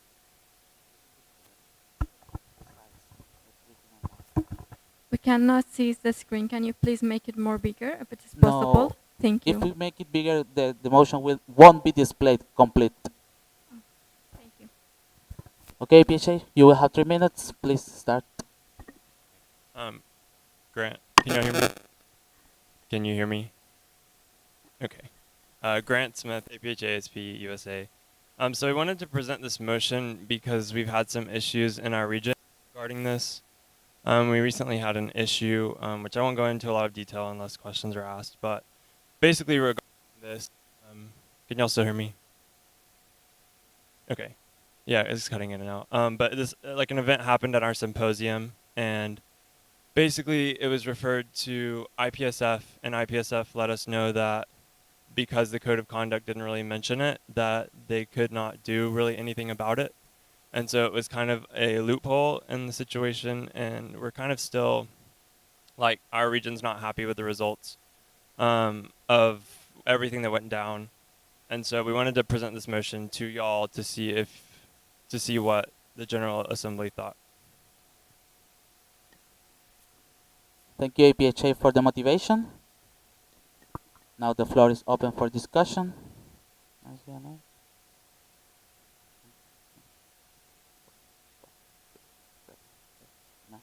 Seeing no new comments, thank you again. We are going to move to voting procedure. Those who are against this motion? No. Those abstaining? We have one abstention. Those who are for? Can we count, please?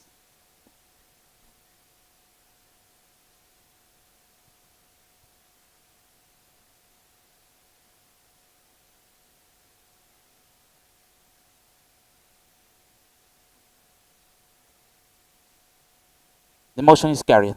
Thank you.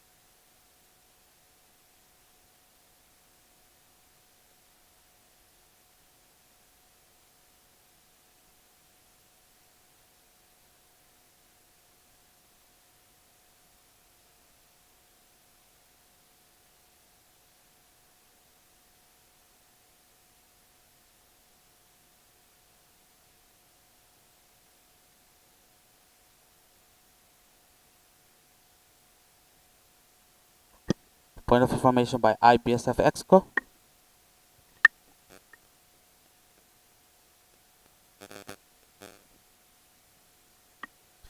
Okay, Kishan IPSF Exco, and I would just like Kishan IPSF Exco. Now, the points raised in the motion previously by APHA ASP United States, we have a few concerns and comments regarding that.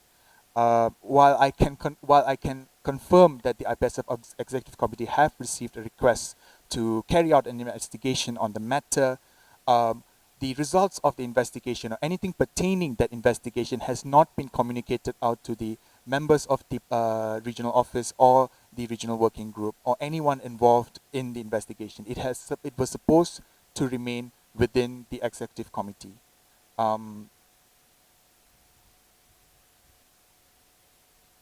would just like to take this opportunity to clarify that no investigation results or report or anything has been released yet. We would just like to say that it does not mean that the executive committee has not taken action. It just means that we have not communicated the results of our investigation and the subsequent action that we are to take or not to take depending on that investigation. This information was discussed within the executive committee. However, we are not supposed to, I'm sorry, this is a very important issue and I would like to extend my time beyond the 1 minute to clarify this. I hope I can have everyone's agreement because this is a very important issue.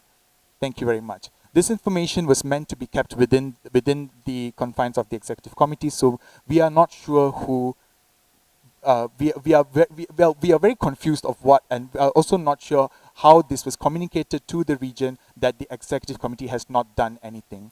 Okay, but I cannot say what was the outcome of the results of the what was the outcome of the investigation because that has to be done over official communication via email, and until then, I cannot say anything more. So I would just like to say that it is not that the executive committee has not taken action or has decided not to take action based on any loopholes within the code of conduct or anything of that sort.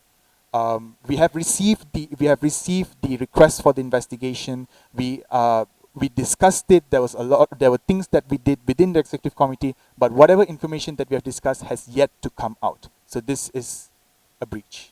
I just want to point that out to just clarify the things that was mentioned.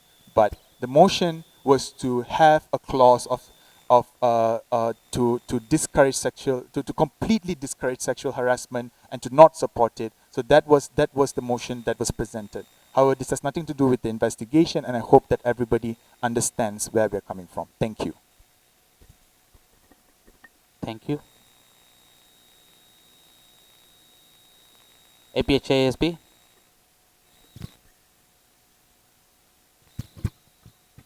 Grant Smith, APHA ASP USA. I just wanted to say as well that we passed a motion to apply to all the regions. And yes, like, while there was an event that occurred, like, we also think that it's relevant for everybody and not just as a result of what was said today. And we just wanted to say that, basically. Thank you, APHA.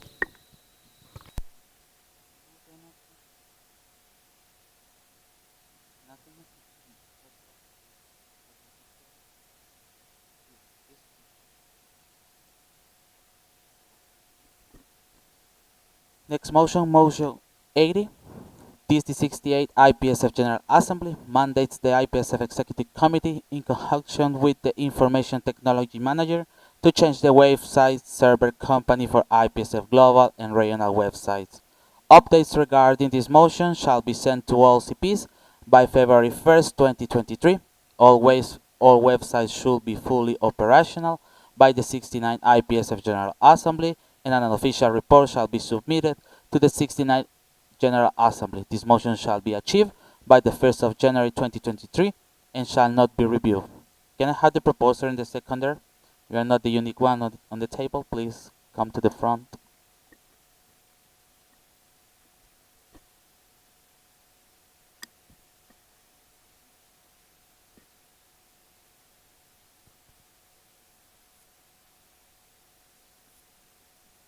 Please, you have 3 minutes to present your motivation.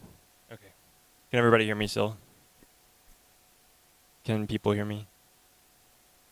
Yes. Okay, good. I didn't see any response. Okay, this one's going to be a little bit less drama. Sorry about the last one.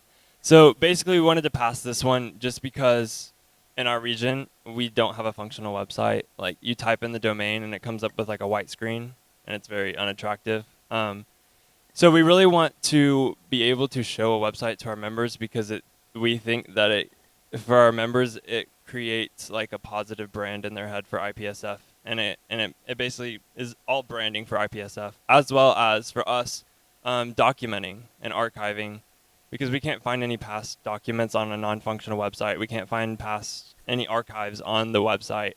Also, we wanted to pass this for the global website as well because a lot of the links are outdated or websites like some of the archives aren't updated. And so we wanted to include this for all of the websites, not just for our region. And we've also heard of other regions having problems with their websites. And then lastly, I briefly discussed with Exco like what would be the best option, like how would we get this done the quickest. And they were basically kind of referred me back to the company that we use. And so the company, they said, is just not been responding very well to their suggestions. And Exco can correct me if I'm wrong. But basically that was kind of their reference to me, was that the website company needed to be changed. And so that's the way I wanted to tackle this issue. Thanks. Thank you, APHA. TPA? Mustafa, test, can you hear me? Mustafa, TPAYC Turkey. Just to add on, as many know, the current IPSF website has and periodically continues to experience issues regarding its stability and accessibility. We have trust and belief in Exco and the IT manager's capability to revive the functioning of the websites, but we think the healthiest way to approach the situation would be to enforce a deadline to change the website server company, which would potentially lead to the resolution of the problem. We are open to suggestions for the amendment motion and any the motion itself. Thank you.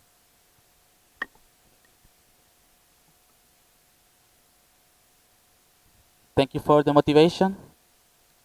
We have a point of information by IPSF Exco. Okay, thank you, Kishan IPSF Exco. Thank you very much for raising this motion. Now, this is a point of information to all the General Assembly. As also was discussed in the previous reports of the Chairperson of Media and Publications and other motions before, the server change was done very, very recently. Previously, the server was being hosted by a different company, but it is now being hosted by the same company who's also providing website management services for us for the IPSF global website, which also contains the subdomain of IPSF Euro. The IPSF Afro, Paro, Emro, and APRO regions are on separate servers for the moment. This change was done very recently, and it was a very expensive change and also a very tedious change because of the entire of the amount of information that we have on the websites and also on the database that we have for our global servers.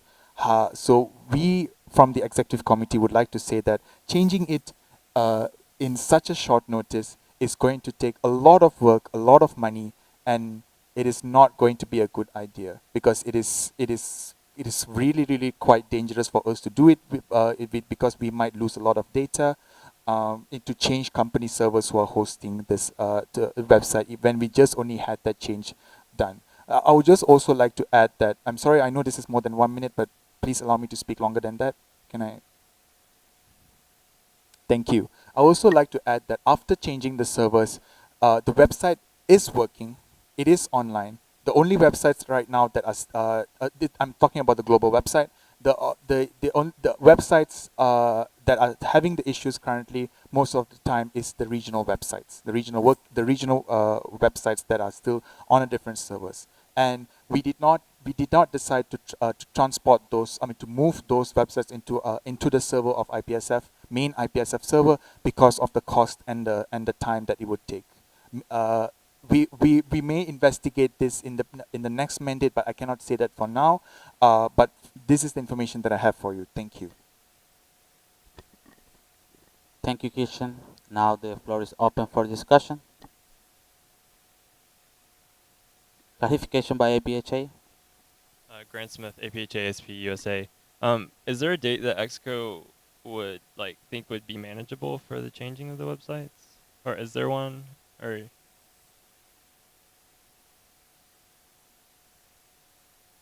Yeah, like I just like because you said this date was like too soon. So is there a date that's like that wouldn't be too soon?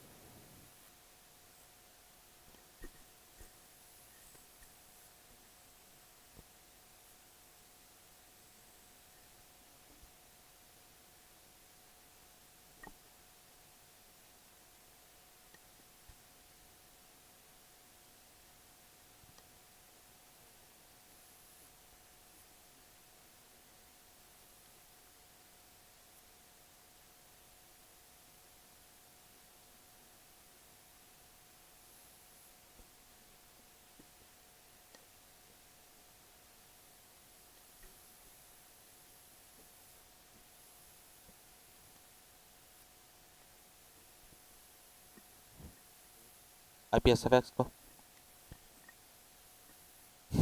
Kishan IPSF Exco, we do not have a proper date in mind.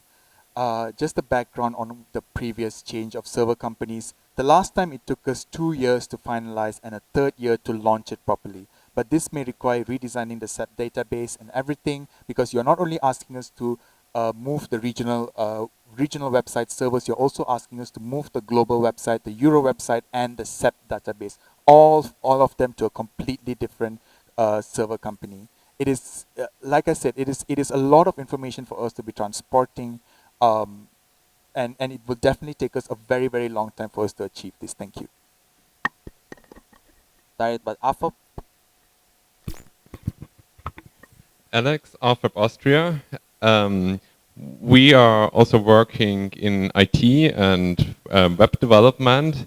So we would assume that the transfer of the websites to a different server should not take longer than 2 weeks.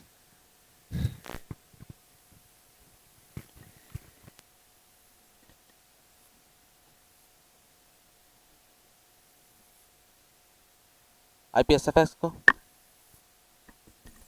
Jilan, IPSF Exco. Okay, so it's not just about the IPSF global website itself. We're also mentioning SEP database because it includes our main server. And the SEP database was actually newly designed and was newly launched in 2019. And before that, it was actually like moved from another website in order to have more students who are able to do SEP. So this process takes time to redesign the database, to code, to think of it, to think about like how it's gonna do, how it's gonna be. We still have some stuff that we're still fixing, and we're still taking feedbacks from SEOs. We take feedback from SEOs in order to improve the database and make it like fully 100% functional and like suitable for the SEO work. So this takes time, not just the data migration, it's actually the designing itself. Thank you. Point of information by IPSF Exco. Sorry, Kishan IPSF Exco, not to disrespect the speaking list, but I just also would like to add that new servers, we have not assessed the security level of new servers or new companies that we are going to use. But for now, once we have after moving our current website's servers to the servers that is being hosted by our website manager company managing our website, we have seen very less issues with the main website.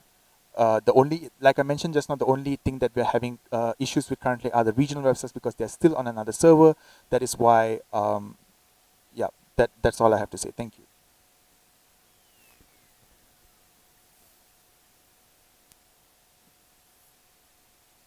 Clarification by IPHA. Grant Smith, APHA, SP USA. This is a clarification for Exco. Could you explain the plan, like the plan for adding the regional groups to the main servers? IPSF Exco. Kishan IPSF Exco, we do not have a concrete plan yet, but it was discussed about, it was definitely discussed during all our meetings about moving the regional websites from their servers to the server of our website provider. Because the thing is, our website, when the server is different, our website provider finds it difficult to have proper management of the websites due to the fact that they are from different servers. And this is just information from the president. having the website outside of or outside of the server company servers would make their services limited to the initial agreement that we had with the management company. So to answer your question, no, we do not have a concrete plan yet, but it's in the talks. We have discussed it, and we would like to achieve this if our budget allows it and if our time allows it as well. Thank you. We have a target by APF. Dropped. AFOP. Oh, thank you. Can PSB? Franca, KPSV the Netherlands. We really like the idea of proposing a motion about the website since we think it's a really serious topic. I think the upcoming mandates, but we also take into account the opinion of the EXCO really seriously. So we don't think it's really necessary to go to another server, but we really like the idea of the updates. So maybe we can go a bit into that way.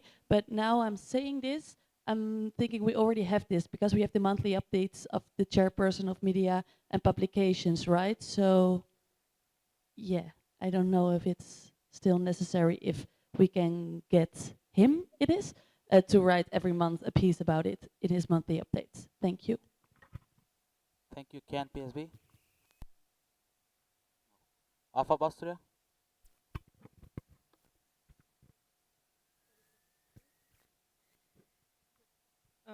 Annika, AFAP Austria. We still remember the last change of the ZEP database, which was extremely chaotic. We had introduction to the new database, but it was not implemented in the same mandate. We never had an introduction for the old database, but had to work with it, and had to work with it on a way too short notice, making the mandate extremely difficult for all SEOs. So we strongly discourage to have an extremely chaotic mandate for SEOs again just after the database was down for so long, because this, and especially also after COVID, it would demotivate us way too much and we would most likely lose some active member organizations. Thank you. Thank you, AFOP. Anne France. Marion, ANEP France, we want to know what will be the cost of this kind of change. Thank you. IPSF EXCO.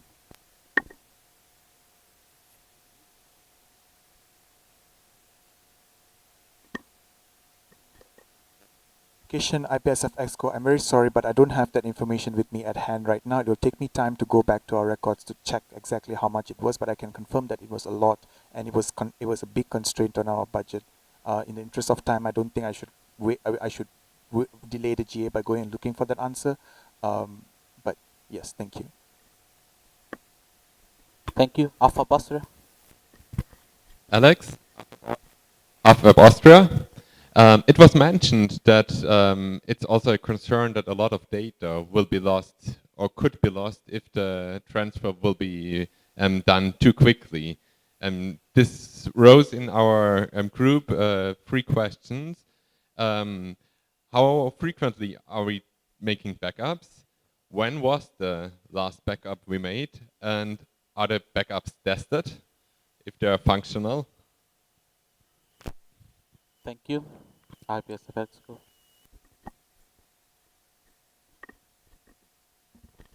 IPSF EXCO, I think this question would be better directed to the chairperson of media and publications, but we do not have an answer for you at the moment. We can try to reach her to get her answer while the rest of the comments goes, but yeah, that's all. Thank you. Procedural by AFAP.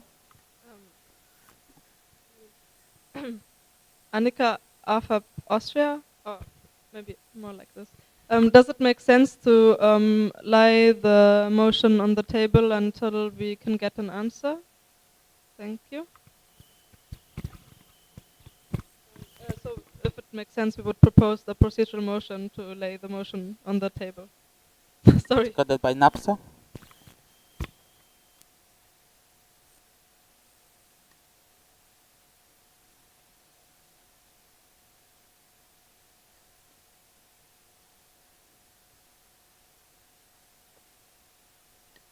Okay, the floor is open on the procedural motion. To table this motion.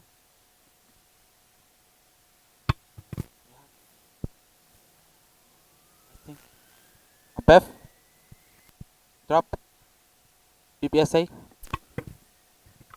Daniel, BPSA UK, we agree with tabling this motion and we think it would make sense for it to come back in the online GA on the 10th of September, where EXCO have got some time, had some sleep, and can actually review this situation properly and come to us with some concrete facts so we can have a more productive discussion. Thank you. Thank you. Any new comment?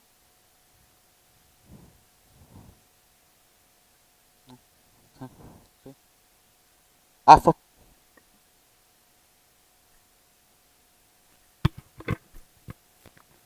Alex, AFAP Austria.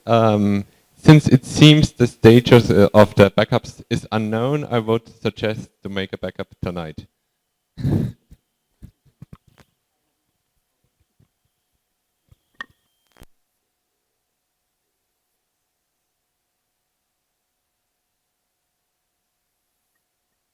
Any new comment on the procedural motion? Seeing none. Procedural motion is to table this motion. Another procedural motion? To table this motion until the online GA session. I close the floor for discussion for this motion. Those who are against? Okay, motions carry unanimously.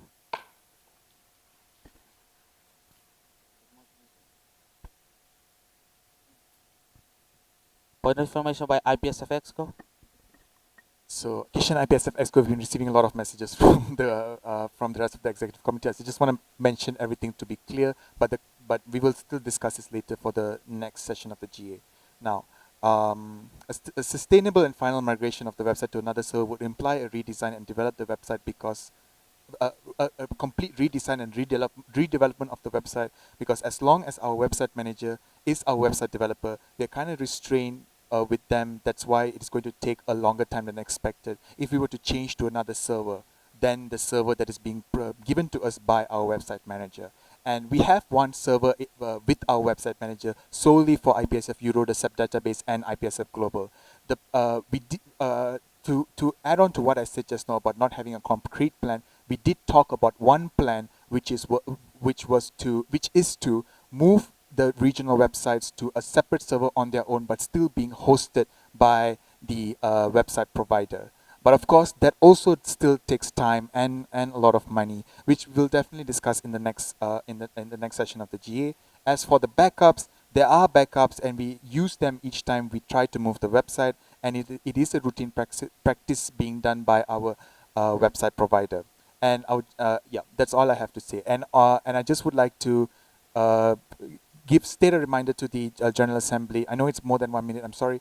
That if you have any more questions, pending questions regarding the website, and you want to clarify, I think, please put them in writing and send that to the Executive Committee, and we'll try our best to clarify everything before we proceed to the next session of the GA, where we will have this presented again. Thank you very much. Thank you. Can we move to the next motion?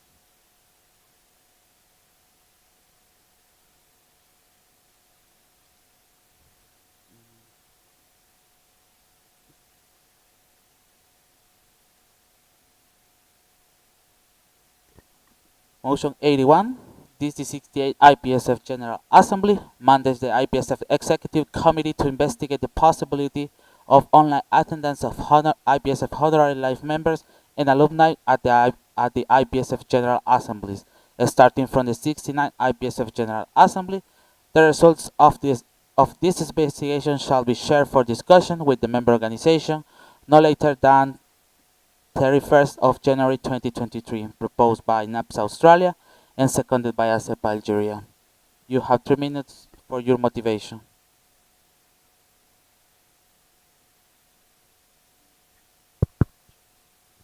Test, test, test, test, test. Sweet, sweet. Everyone's sleeping. Okay, so the main motive for this is for the exco to investigate. So there's nothing set in stone. There's nothing concrete. Nothing's going to be implemented. It's just for the exco to investigate the possibilities of HLM and alumni who have their life sorted, who are working, probably have families by now, to investigate them to participate online and have speaking rights online. Thank you. Thank you for the motivation.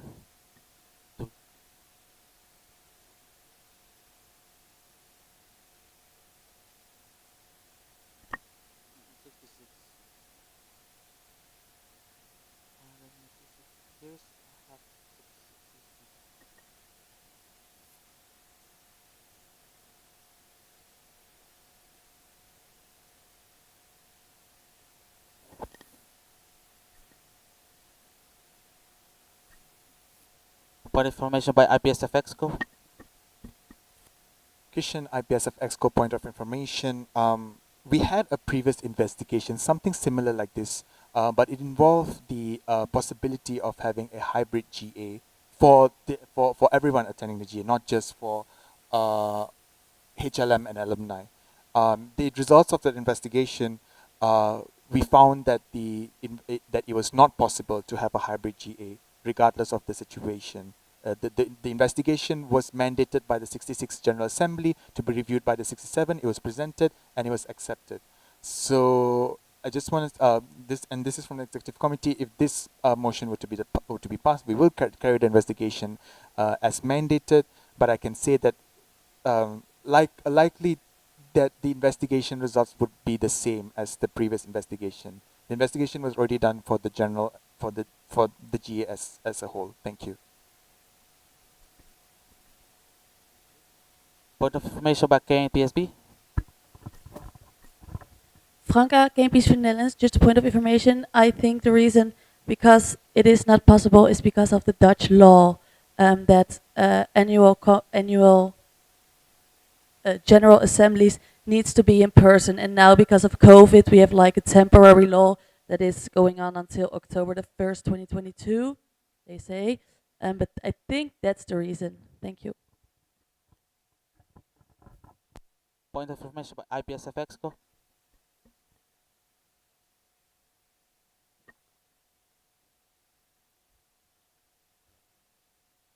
Point of information, Kishan IPSF Exco. Point of information, IPSF Exco. Yes.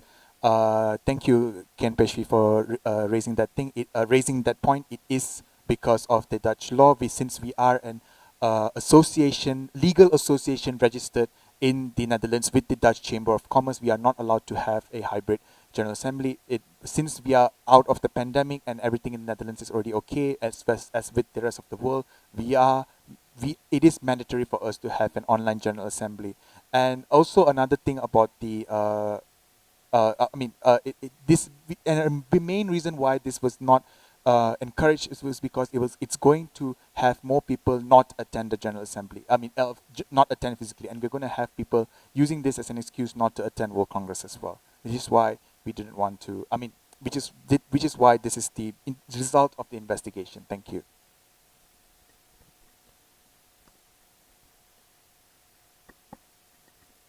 Napsa. Flynn Napsa. Test. Can you guys hear me? Yeah. Flynn Napsa Australia.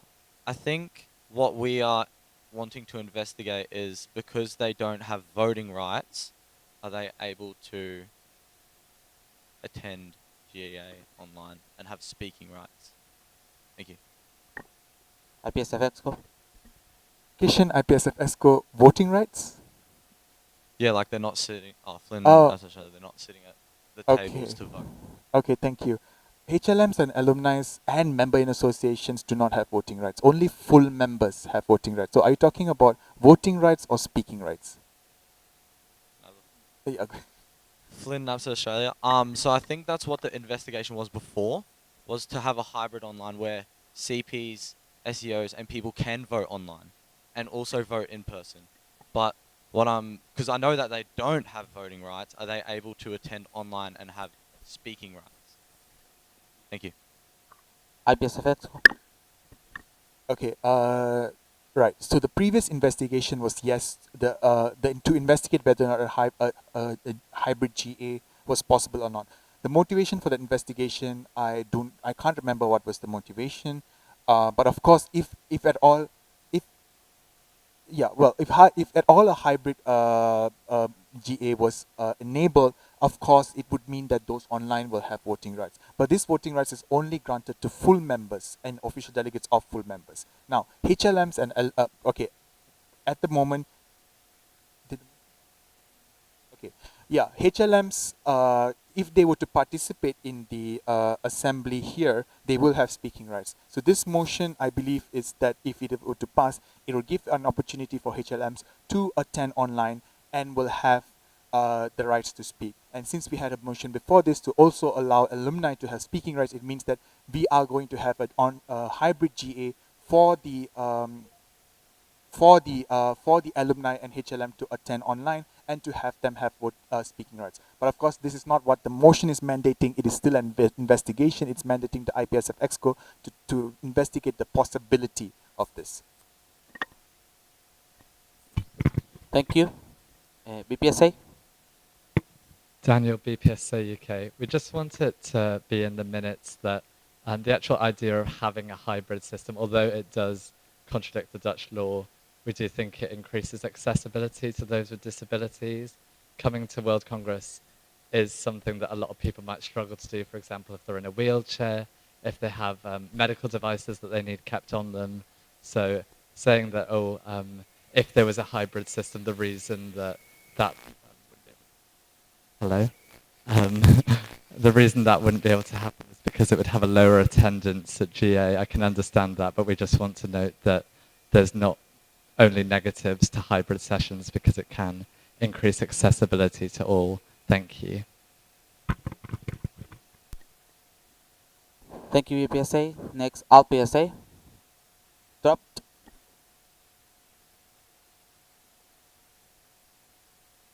IPSF Exco.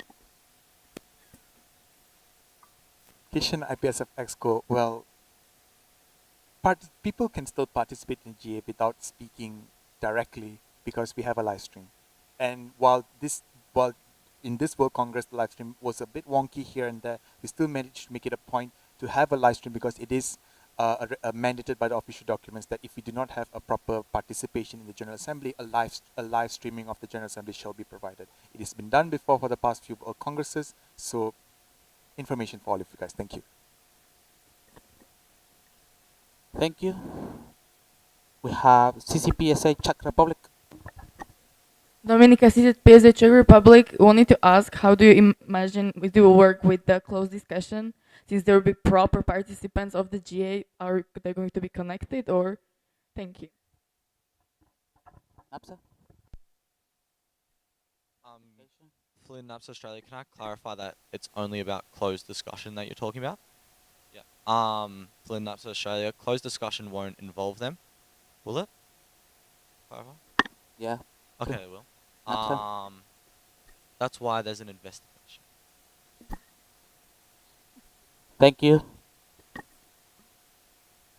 We have APEF Portugal.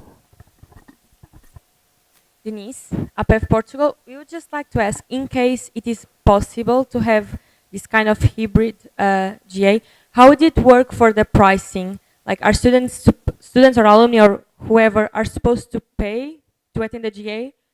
Because we have to pay to attend the GA and any observer has, but we are still attending the World Congress. Thank you.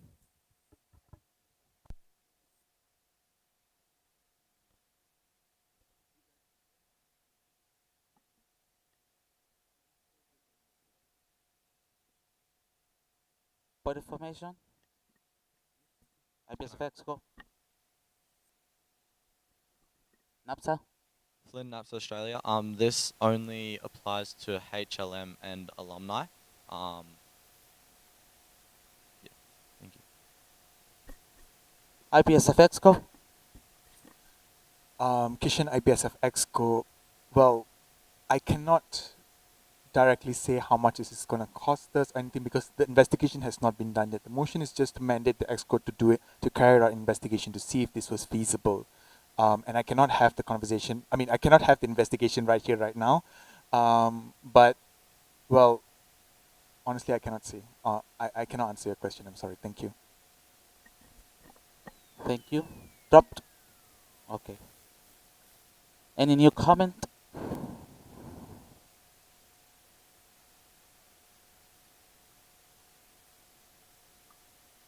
I close the floor for discussion on this motion and move to the voting procedure.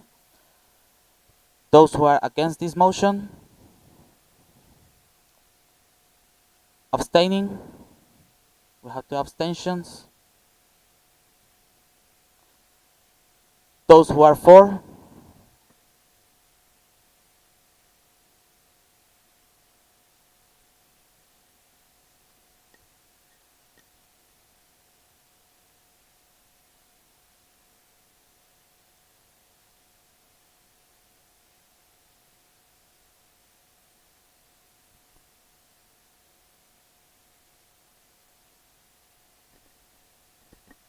thank you. Motion passes. Can we have next motion, please?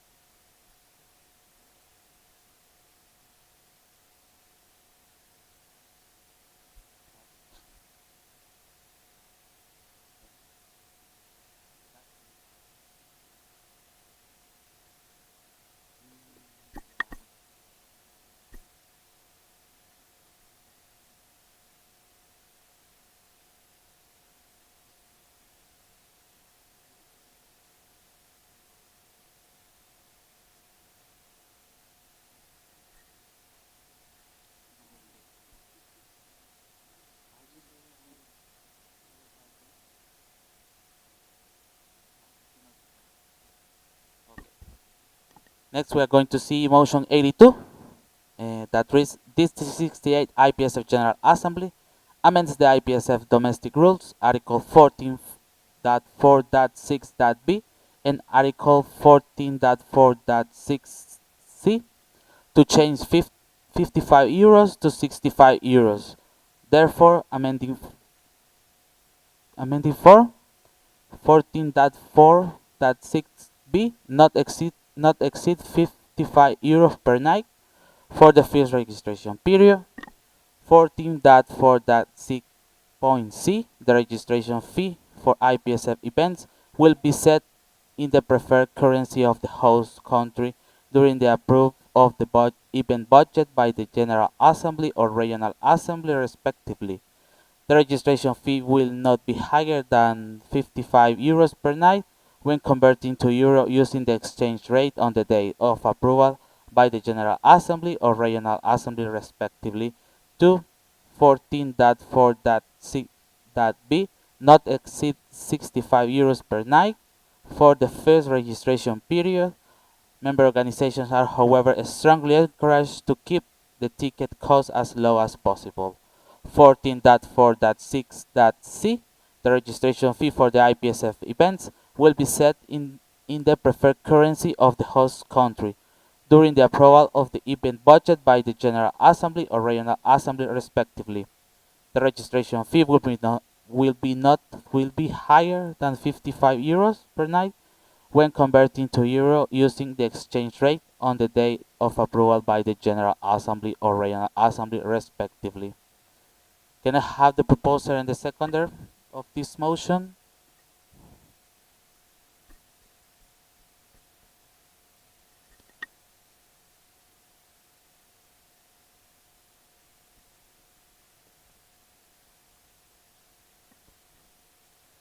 Please, you have 3 minutes to present your motivation.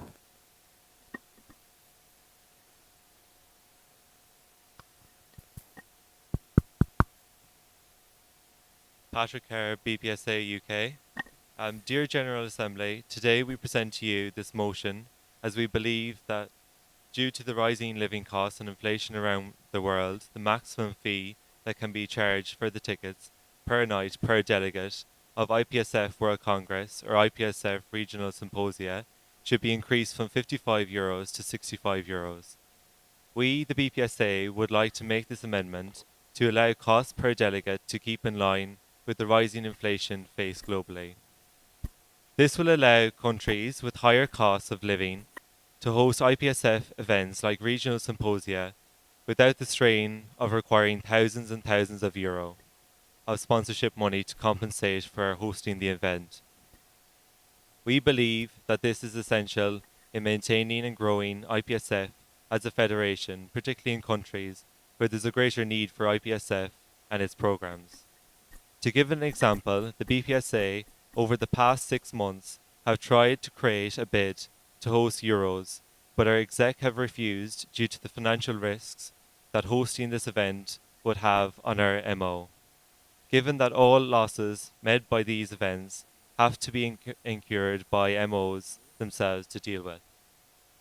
In the European Pharmaceutical Students Association, they have recently had an investigation into increasing the fees of their events, and this resulted in the fees increasing by €25 for all their events.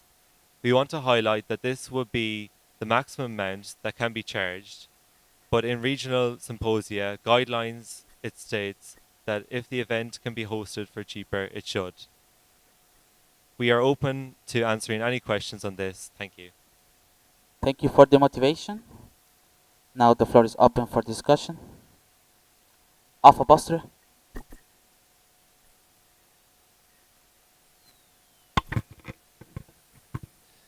Alex, Alpha Austria. When was the last time the number was adjusted, or when was the €55 set?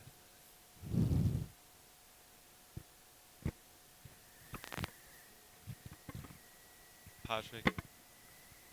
Please. Patrick, BPSA UK. Could I address this question to the EXCO? Thank you. IPSF EXCO.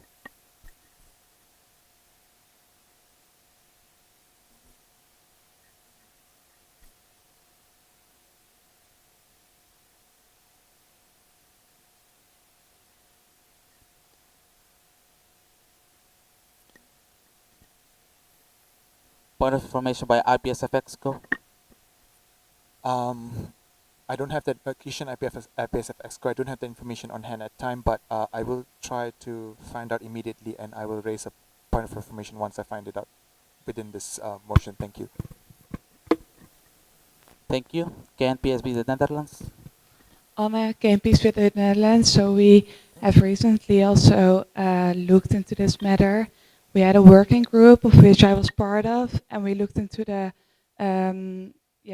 if we could host an event as well. And we actually saw that with the current fee, we as the Netherlands are not able to do so. So we think this is a really good initiative. Thank you. Thank you, KNPSB. ASEP Switzerland. Valentine ASEP Switzerland as the member association for the host, or the host member association for the next European Regional Symposium. We wanted to say that it is possible to create a bid in a country that is really expensive. Life in Switzerland is not that affordable. However, we still have managed, and it is possible when we lower standards for such events. Like, it cannot be that we host such events all the time in 4 to 5 star hotels. Yes, we know that it is cool. However, we need to lower standards. We're students, and we are organizing the next event in a youth hostel, which is clean and is good. And we are sure that everyone is gonna have fun anyways, apart from sleeping in a 5-star hotel. Thank you. Thank you, ASEP. Direct by BPSA. Daniel, BPSA UK. We want to Well, we understand the point that Switzerland have made. However, of course, it's different in every country. Costs are increasing across the world, and even with a slightly less good accommodation package, there's still so many other costs that countries have to incur, and these can be really high, and it makes it very difficult to host.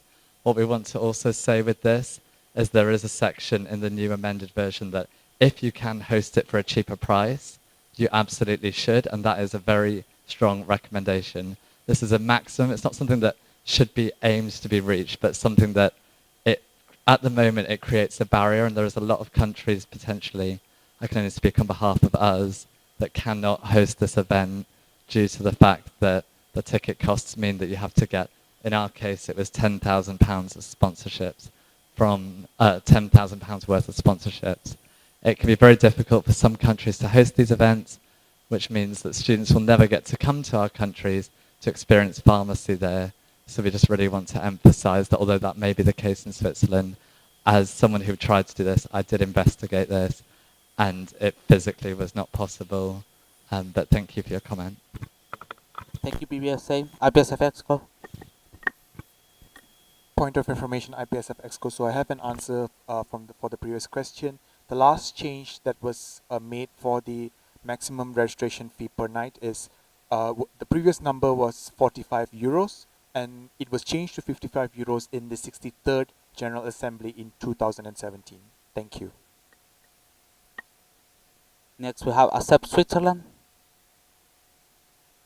Sorry. Direct by AFOP.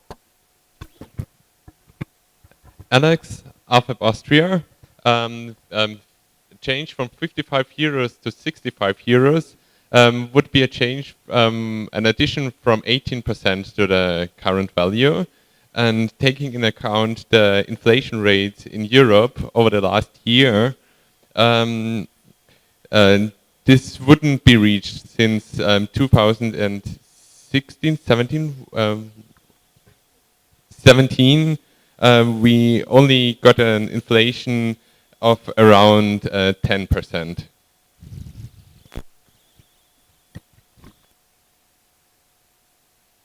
Oh, we have another. Direct by BPSA. Sorry, who am I directing to now? Can I just double check? Like, who did they do their direct to? No, so who was your direct to?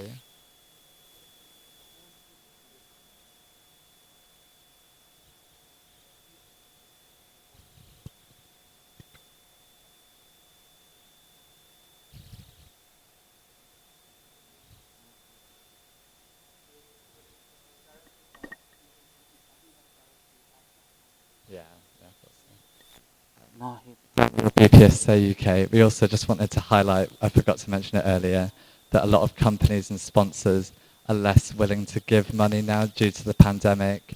It means that even though the companies may be there reaching out to them, it depends on your country, but in our situation, we found that in our association, sponsors that were sponsors have had to pull out due to the fact that the pandemic has meant they've had to make budget cuts, and therefore this would be a way to... Thank you.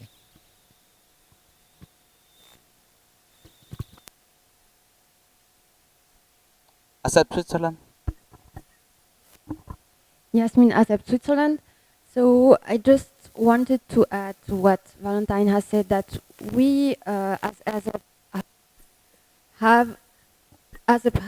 we have organized an international event in July with BPHD, and the expenses were not that high for the student, and it was very successful. So we don't really see the need to have higher registration fees. We don't need to make it luxurious for students. Not everyone has enough money to participate in congresses. So the more expensive it is, the more not affordable for students it will be. And we don't want the congresses to be really selective over certain social class. Thank you. We have technical by AFOP.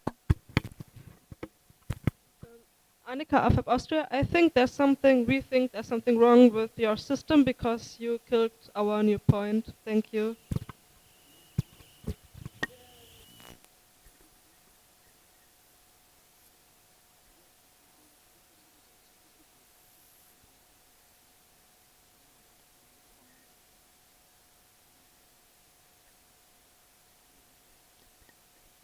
Point of information by IPSF Exco.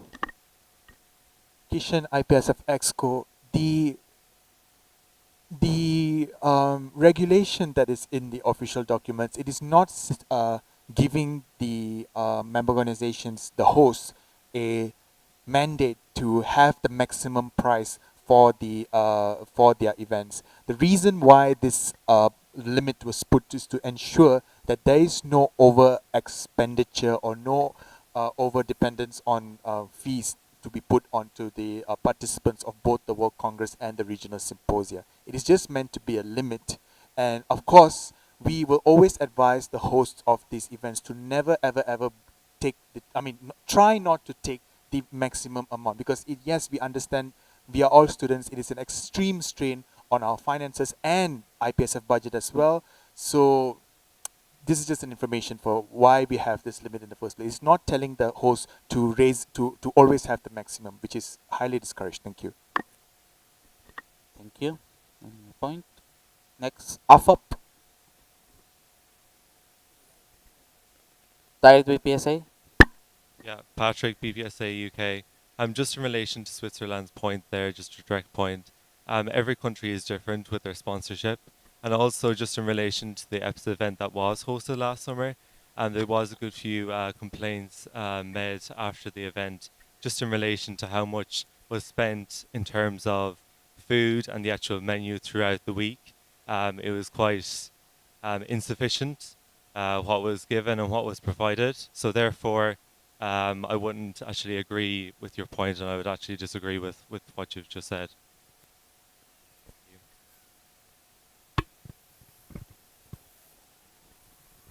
We have a direct by AFAP.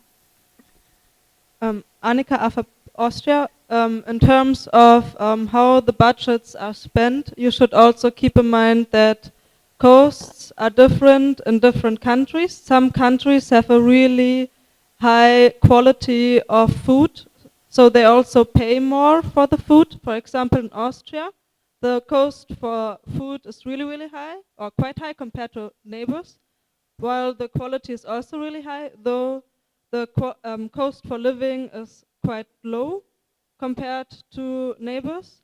So it really is different everywhere, so you shouldn't criticize how the budget is spent if you don't know how the country is working. Thank you.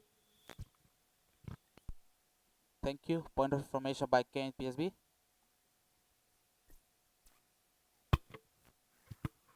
Franca, KMPSV Netherlands. It's a point of information that's a bit on topic to this motion, so I'm not sure if I need to say it or not. But I took a second eye into the report of the 60, sorry, I'm really bad at numbers, I think 69th World Congress that will be hosted in Bali. Good, that's not the point. But the registration fee is 550 euros over there, and it's a 9-day congress, so that means that it is 60 euros per day, and we already accepted that report. So that was the only thing I said.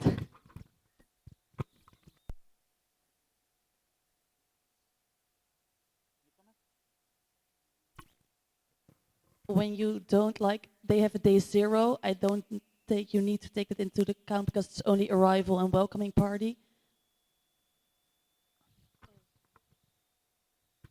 Yeah, like they have 10 days, but it's with the day 0 that is arrival and welcoming party, and then day 10 that is departure, and I don't think they are included.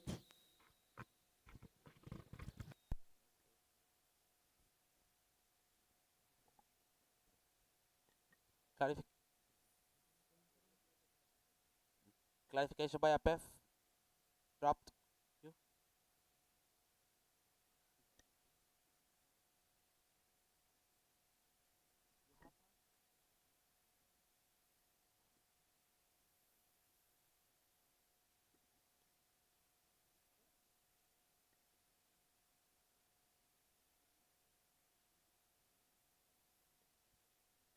Point of information by IPSF Exco.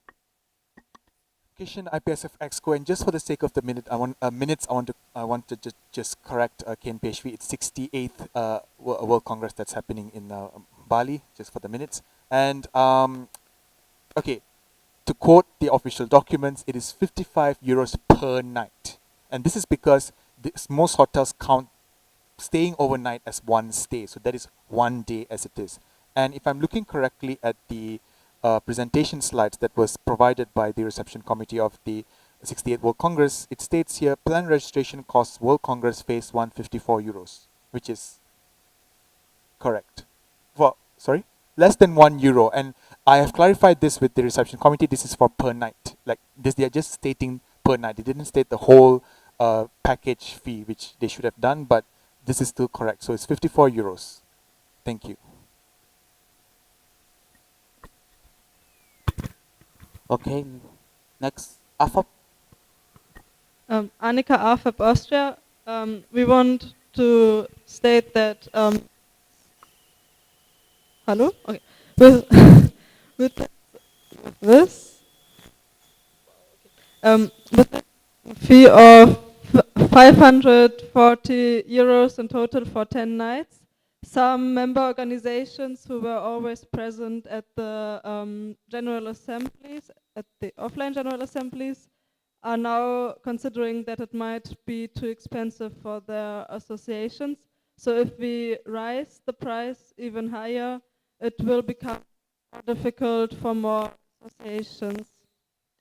Thank you. Thank you. Can we have another mic, please, for the delegates? Next, Alpha Austria. Dropped. Napsa. Dropped. We have 7.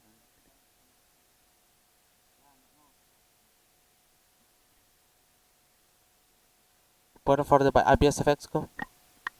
Kishan IPSF Exco, no directs on directs. I don't know if I don't know if you if these directs are meant to be on directs, but I know the conversation has been going for so long. But please be mindful, no directs on directs. You're only directing to the addition to the first new comment that was given out. Thank you. AFAP, new comment. Annika, AFAP Austria. Is it working? Okay. It's not making such a sound, so I was worried. We just wanted to say that other student organizations are managing with a way lower price within Europe, and we believe that we shouldn't orientate ourselves on the highest standards. We should orientate ourselves more on what we can lower and make it more accessible for everyone, because there are other countries, especially outside, for example, the Euro region, which have less funds and will be even less able to attend the General Assembly. Thank you. Thank you, AFAP. We have a procedural motion by LPSA. Mario, LPSA Lebanon, procedural motion to close the floor for discussion. Do I have a seconder? By HUPSA Hungary. Let's vote in procedure. Those who are against?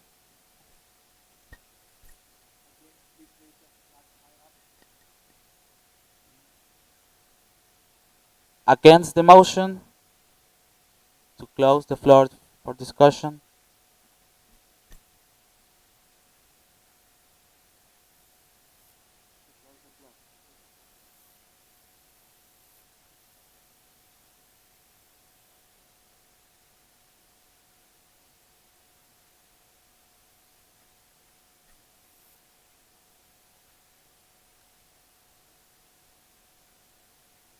Thank you.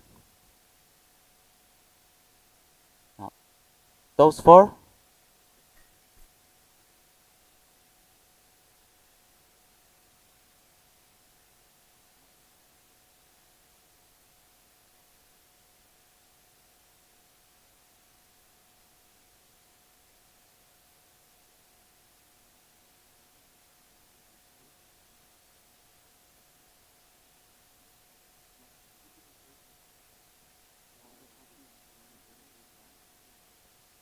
Thank you. We didn't get the 32 votes.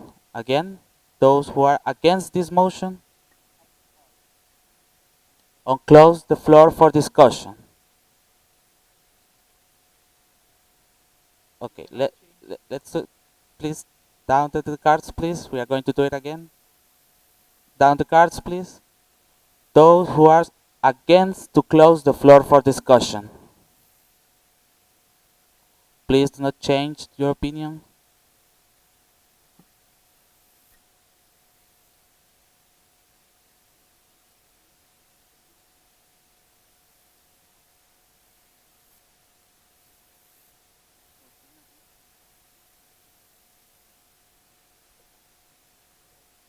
Okay, thank you.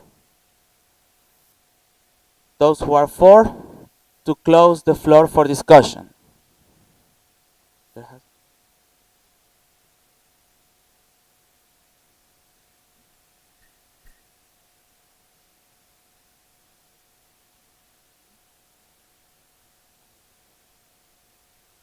Thank you.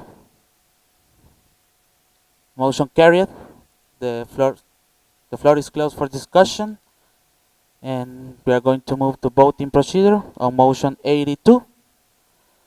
Those who are against this motion.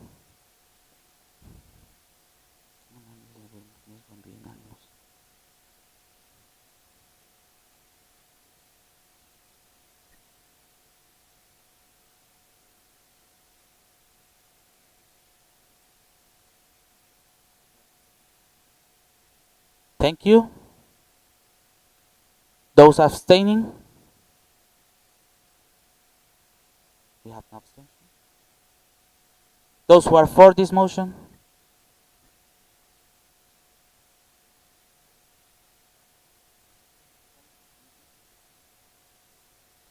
Thank you. The motion is not carried. Can we move to next, please? We're going to have a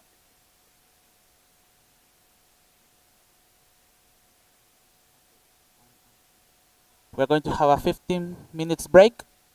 Can I have a proposer and a seconder to suspend the standing orders? Proposed by AFO Austria, seconded by APF Portugal.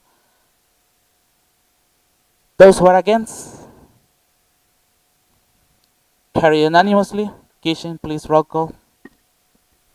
Thank you. Roll call to return voting rights. ASEPA Algeria, ATEP Tunisia, delegated to ASEPA Algeria. NAPSA Australia, TDP UPO Vietnam, delegated to NAPSA Australia.